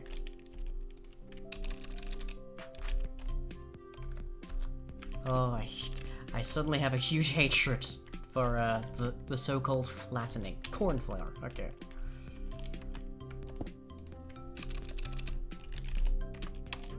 There we go. Okay. We are now clear, for the most part, again. Ah.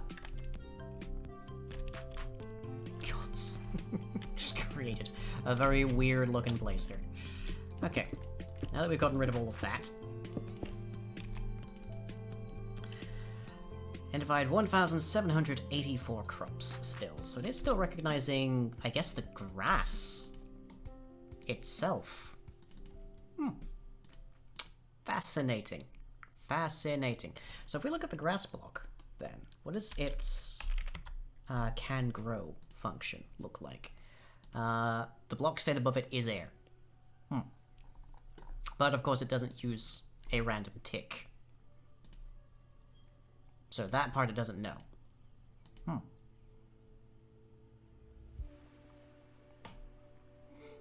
Interesting, interesting. Let's just bring up the agricarnation real quick.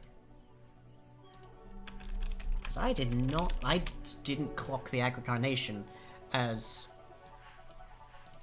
functioning like bone meal on the entire area around it, but apparently it might.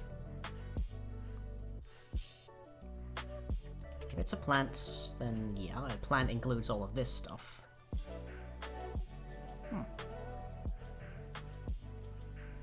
Spreadable snowy dirt block. I'm curious now. Is the grass block an instance of spread? Yes, it is. Ah, that's where we went wrong. We didn't exclude spreadable snowy dirt block. So it registered all of that as being stuff it could manage. Ah. Okay, yeah. That explains it.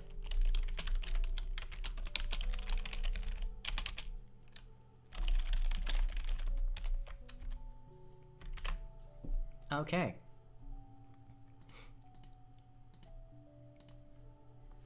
So now it won't include all of the grass. We're also not seeing anything it failed because it's still growing the grass even though the grass isn't changing. Okay. That's why it's handy to have a nice centralized predicate there.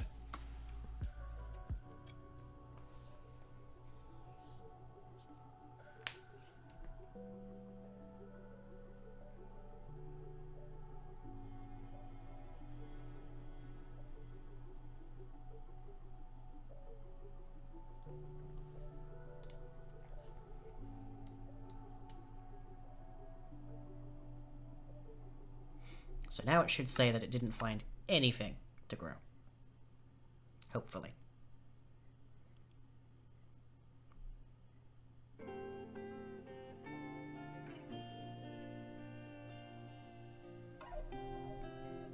Yep.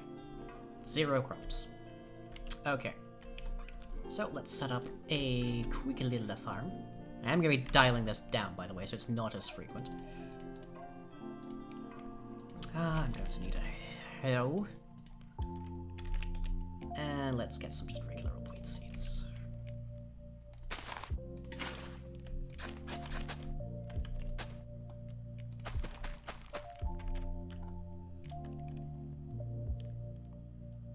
So now, identified 30 crops, pardon.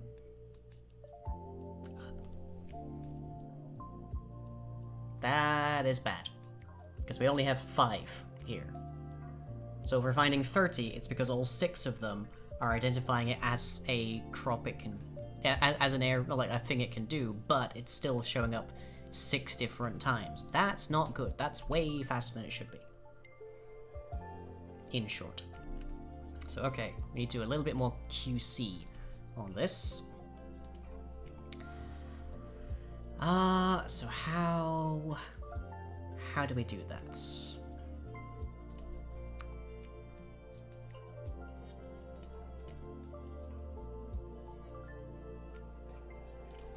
Well, we can just do a quick check here. If list contains target position, continue. That, straightforward. We could expand this later on to actually have it be a map. So each block has a attendant list of all of the scarecrows contributing to its inclusion, in which case we could then have a super kind of creative mode or whatever scarecrow actually not have its places removed when they get selected. Christ, how no wonder it was going so fast when it was growing the dirt. Everything within a range of those 6 scarecrows was being grown like 6 times. Oh.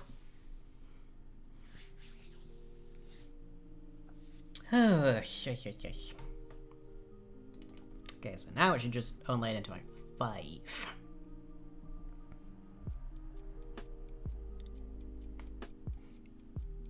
Depending on the range of the scarecrow, the linear lookup on the list will probably be faster than the chunky Java hash function. You're not wrong.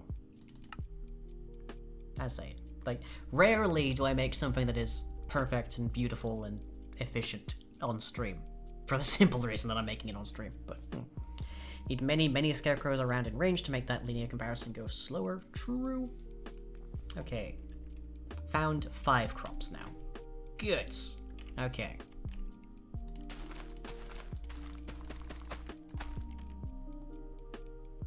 So pretty much all of these crops should be getting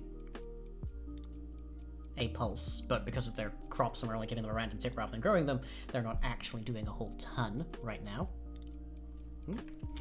Oh, hey, Luca. Okay.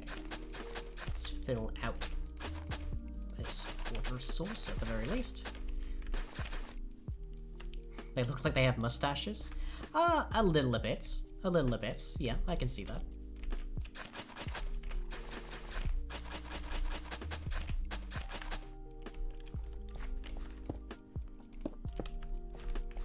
Okay.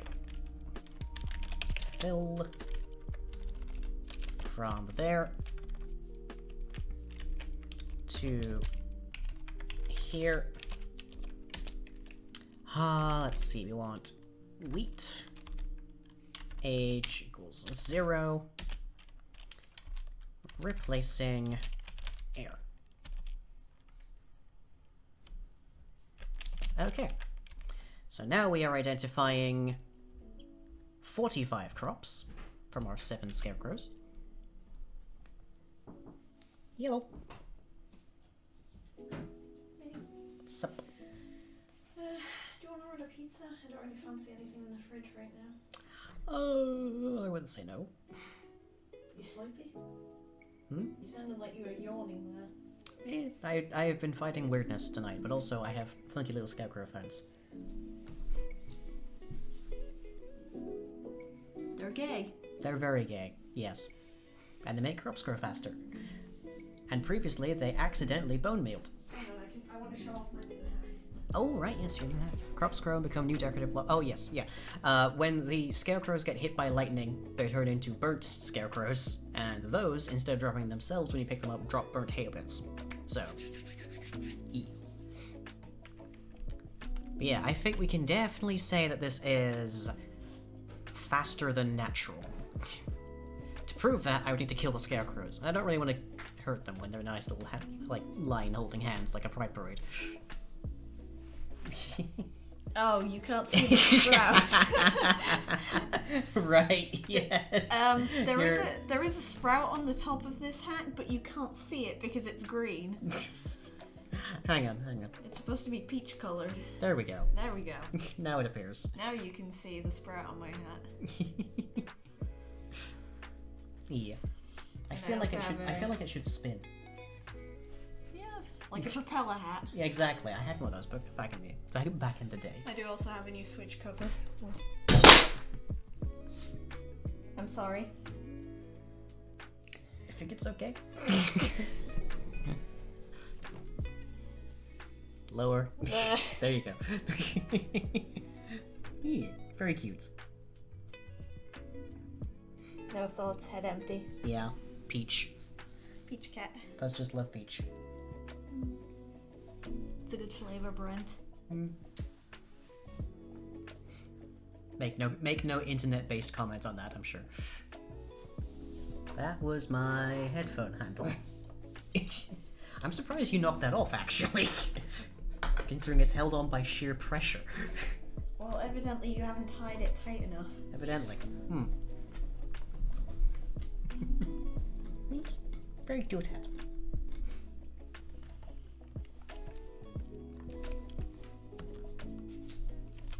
Okay. Should I... when do you want to order? I'll be done in like 20 minutes. 20 minutes, okay. Yeah. Right. So every 5 seconds, the Scarecrow Manager does a ping checks through all of the scarecrows it knows about, which should be basically every loaded one, and then runs through that whole list, finds all the crops it can grow, grows them once, and then ditches them from the list. So we have a nice, fairly even thing here.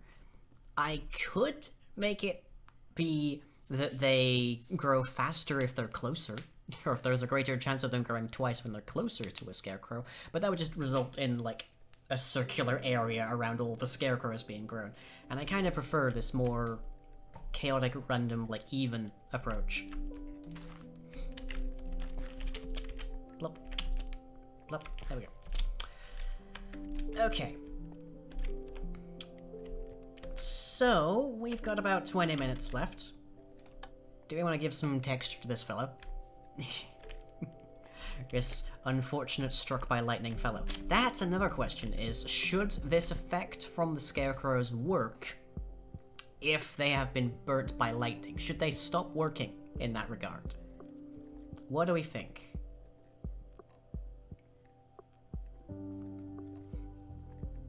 I don't know.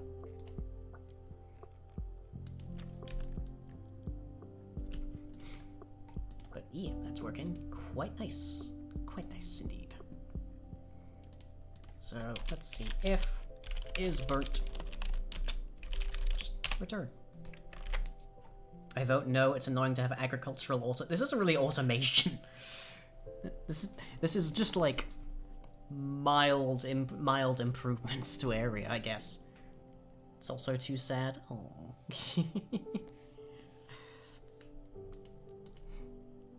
Okay. For the moment, I'm gonna say if they're burnt, they don't contribute to it. But yeah, they have a fairly wide area, anyways, and they're not heavily expensive to make. They're made out of hay bales, so like to a certain extent, they grow the things that they are made of. But okay, right. Now I need a couple of textures.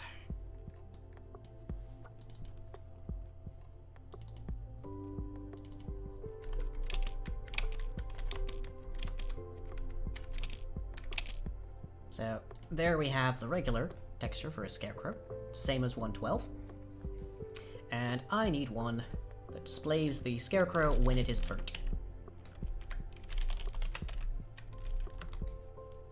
There was a long back and forth on whether or not a scarecrow struck by lightning would turn into some kind of animated scarecrow.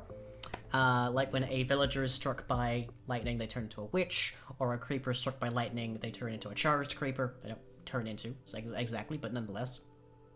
And my ultimate conclusion was that if you don't force it with a trident, then it happens so intensely rarely that unless I made the animated scarecrows actually a spawning entity, you'd basically never see them. But conversely, if you did force it with a trident, then any surprise out of it is just sort of, well, it's lost immediately because you knew it was going to happen when you were doing it, so it's not really an Easter egg at that point. So I decided against making them an actual, like, animate one, and just instead have them change texture for the most part. A scarecrow struck by lightning turns into an enderman. Firstly, it's usually raining when that happens, so they would immediately warp away. Secondly, didn't you just vote against me making the scarecrows stop working from being struck by lightning? That's even worse, you don't even know where they went. Although there is an entertaining notion then of if an enderman is struck by a lightning bolt, does it turn into a scarecrow? Are endermen scared of scarecrows? There's another thought. Are they aggroed by scarecrows? Ooh. That'd be a really interesting detail, actually, if endermen were, like, aggroed by scarecrows. Huh. Anyways. I have digressed substantially here, and I have about 10-15 minutes before I go get pizza. So, burnt scarecrow. Let's get Glimpse open. That thing made out of straw just makes me so angry. It keeps staring at me and it won't stop. Oh, actually, if it's interpreted as it stares unblinking at me, then the Enderman logically will never move if they're near a scarecrow.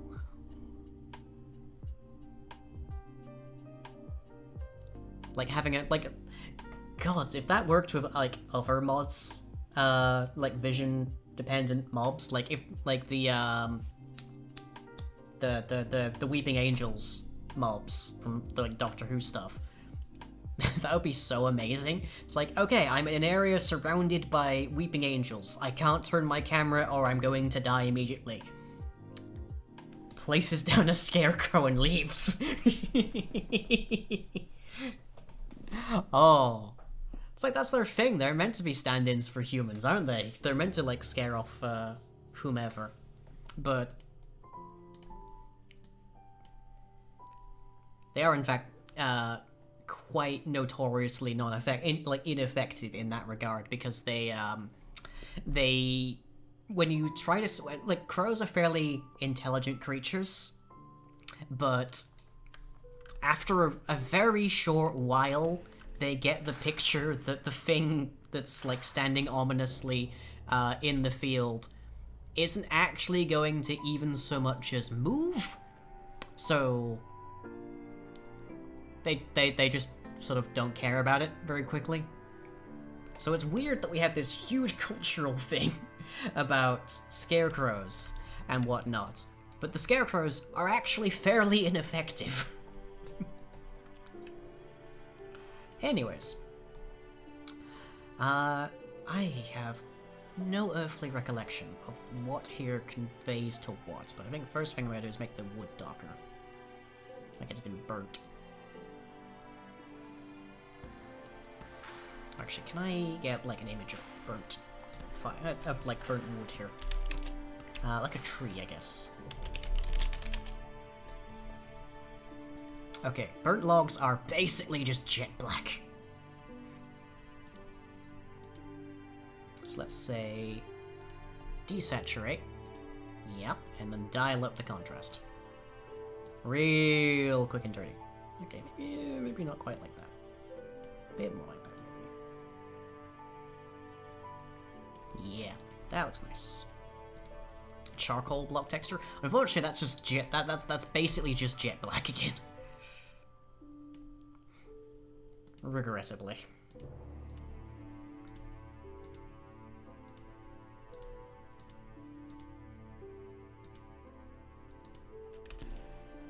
Okay.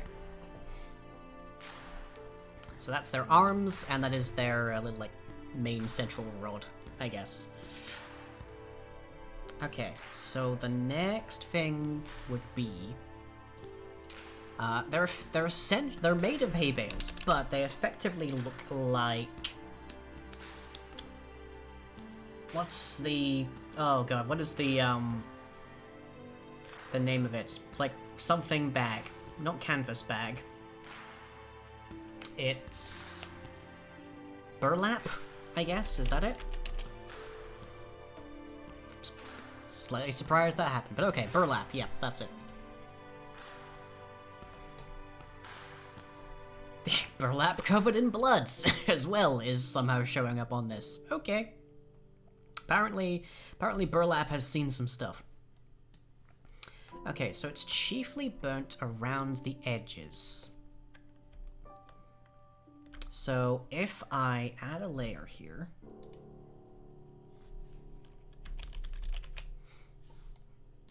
I can change whatever goes on below it by painting in whatever I want to happen here, effectively.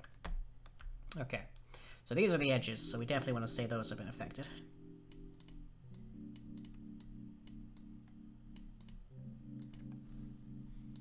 Had no idea Glimpse was useful for pixel art. Yeah, pretty handy. That's what I use most of the time. I stopped using the other program because it was the community involved, but the development team around it was fairly toxic. So, yeah. This is the arms again.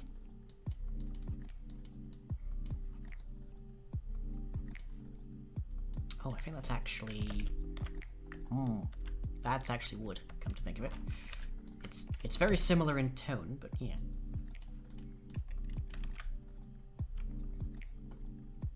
Oh, right, I haven't actually been changing anything here, so I just need to delete that. Okay.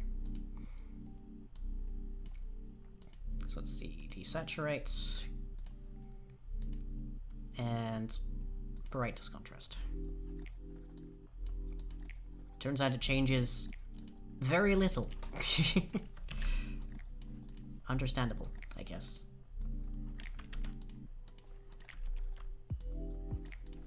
There.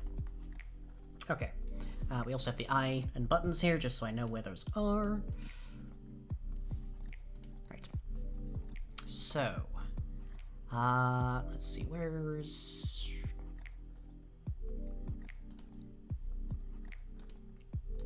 Yep, that's fine, that's fine. I know there's a thing to do what I'm thinking of. There we are, mode. So let's say burn. Is that what I'm after? Not a clue. But it seems the obvious, doesn't it? Darken only. Now nothing happens.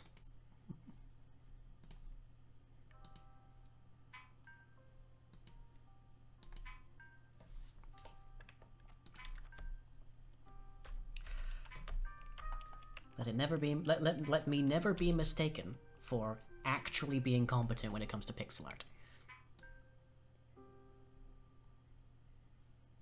Yeah, there we go. You can see some stuff happening there.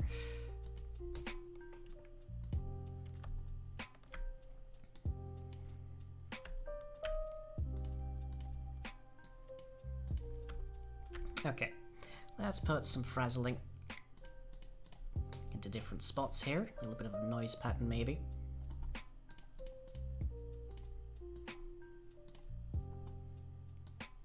It'd be really nice to animate this so that, like, the burns have, like, a wavering to them, like they're cindering, effectively.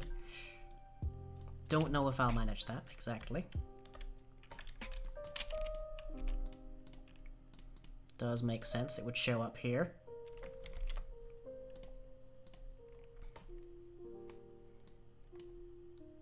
Between the teeth, as it were.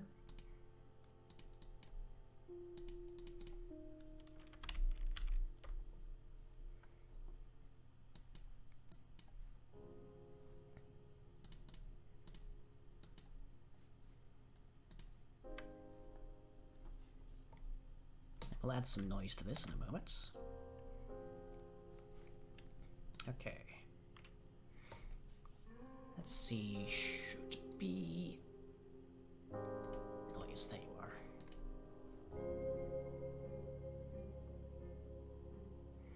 And now I can't actually see a single dang thing, so let's just change that back to normal.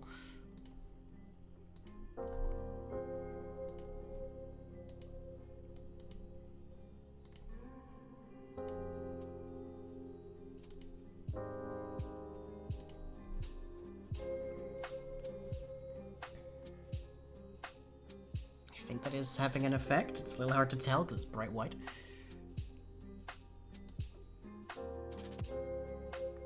There we go. Yeah, we can see that. Alright. Invert. Change that back to Luma. Let's change that back to darken.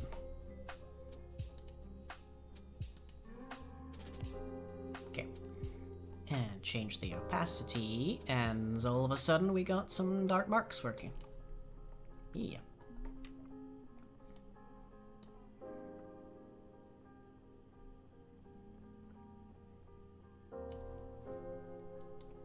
Okay.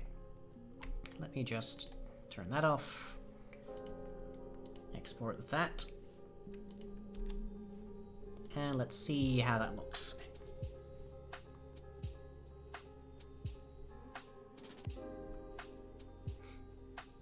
It's extremely basic, but here we go. But yeah, I don't know if textures in entity rendering accept being animated in the same way that textures used in items and blocks do. If they do, then magnificent. I can get that working no problem. If they don't, well, not so much. Unfortunate. But it would be nice to have, like, mild animation to their... Like, they're still smoldering.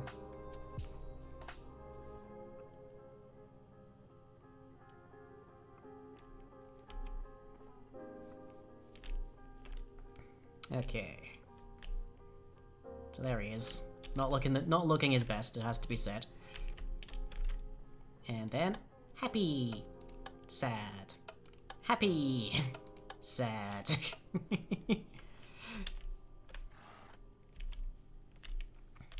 There's a thought. I should probably put a bit of charcoal into the loot table for when you break these guys.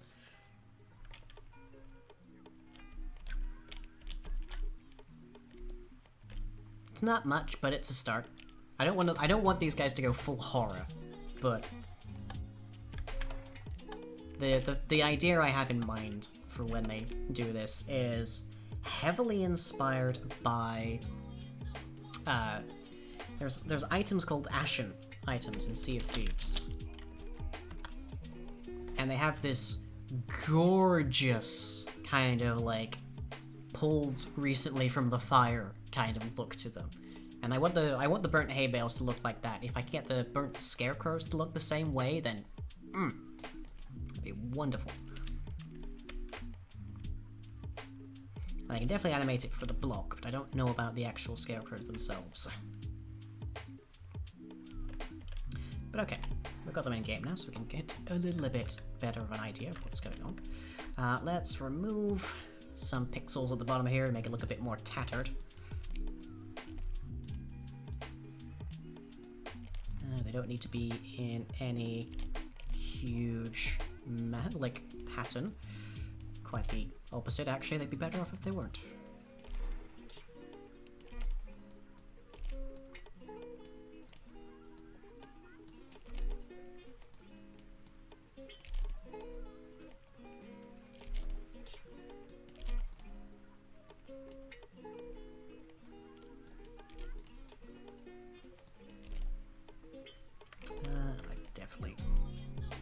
I've definitely introduced patterns here.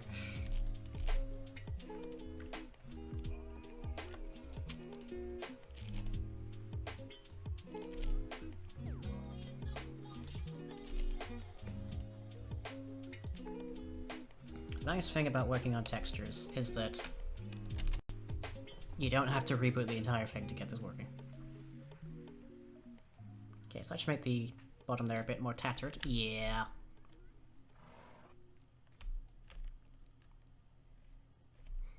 Not a bad look. I do want to add a bit more red to it, but yeah. Okay, and then of course, if this is tattered, then it's now at the edge, which means we can now add noise down here on our burns.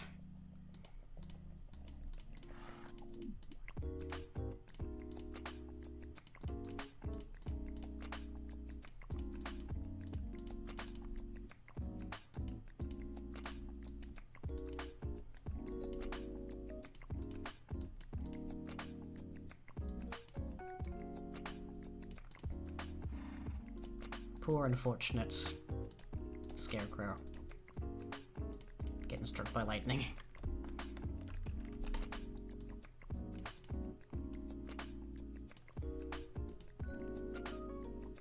Let's see.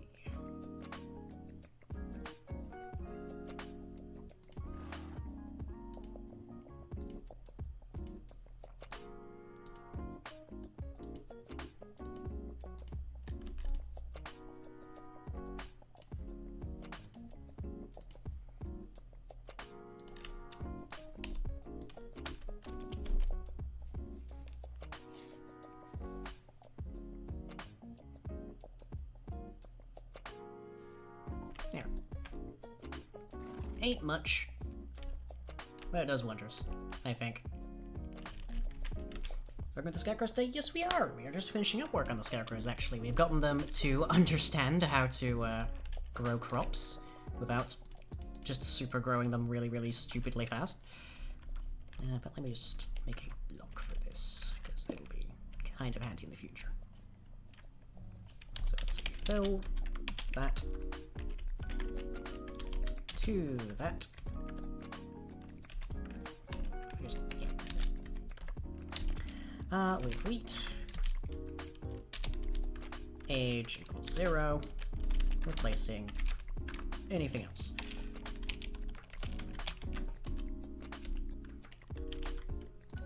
There. Okay. A masterclass in organic. Oh god, no. Nowhere near. I'm terrible. I'm just abusing filters and extreme, like, contrast and brightness. That is the only thing I know how to do. But yeah, so they're fairly cheap to make. They are 2 hay blocks and 3 sticks. So if I just go show that off. There we are. Get yourself a friend. Then you can place them literally anywhere, but logically you only place them near farms. And then this is currently in debug mode, as it were, so that every 5 seconds, the server checks through all of the different scarecrows that it knows about that are loaded, and for like 6 blocks per scarecrow, it runs a random tick on 6 blocks. It never runs the same block twice. So this is demonstrably very clearly faster than normal, but this is not super speed, which is what they previously used to be if you had 6 in one place.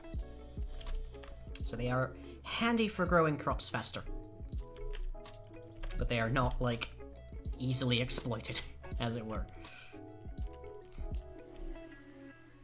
And if they get struck by lightning, they become burnt, and if they die, like if you try to pick them up as normal, then they will just drop 1 or 2 burnt hay bales, which we have not textured yet, so they're just missing. It's, yeah.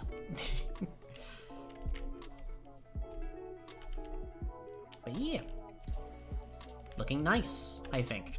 This definitely looks like something that you would see in, like, ravaged hillside farm area. Like, well, there was a raging band of orcs or whatever, like, tore through the town, and, like, here's the outskirts. It's like, yep, we have found where they were. And as denoted by the chain of pride over here, you can dye them. Any dye item, right-click on them, you'll change the color of their buttons. Do they only work with wheat, or no, they grow everything. In fact, the grass and the flowers around is from when we accidentally allowed them to bone meal grass. So, yeah. But no, they work with... We're just using wheat here because it's a single command. But they will work with any growable that should include most modded crops as well. So, yay! And they have an 8x8 radius around them. But that should be a fairly reasonable kind of range for them. Does that include saplings? Yes, it does. In fact, if I pick up a sapling here, just an oak one, I guess. Click. So 44 crops, 45. It has identified the sapling. So it is now giving random ticks to the sapling.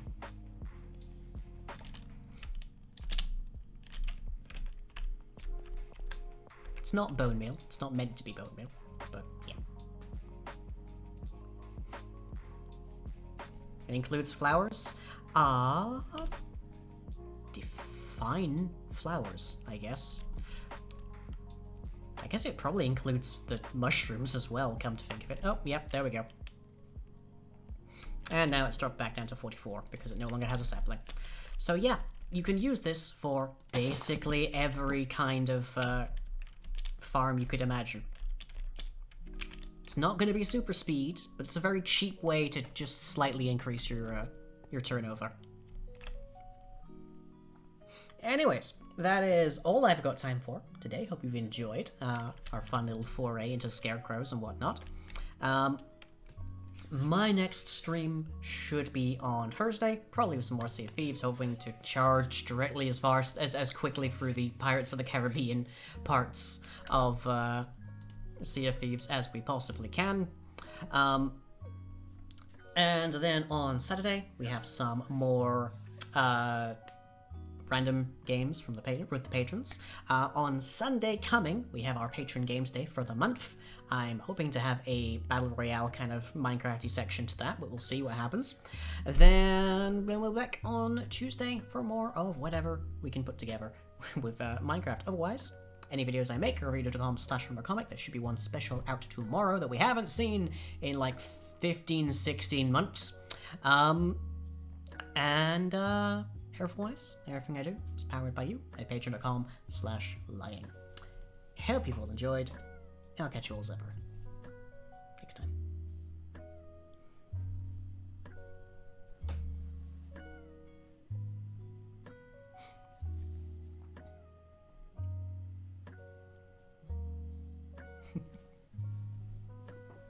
Ah, yeah. So much wheat.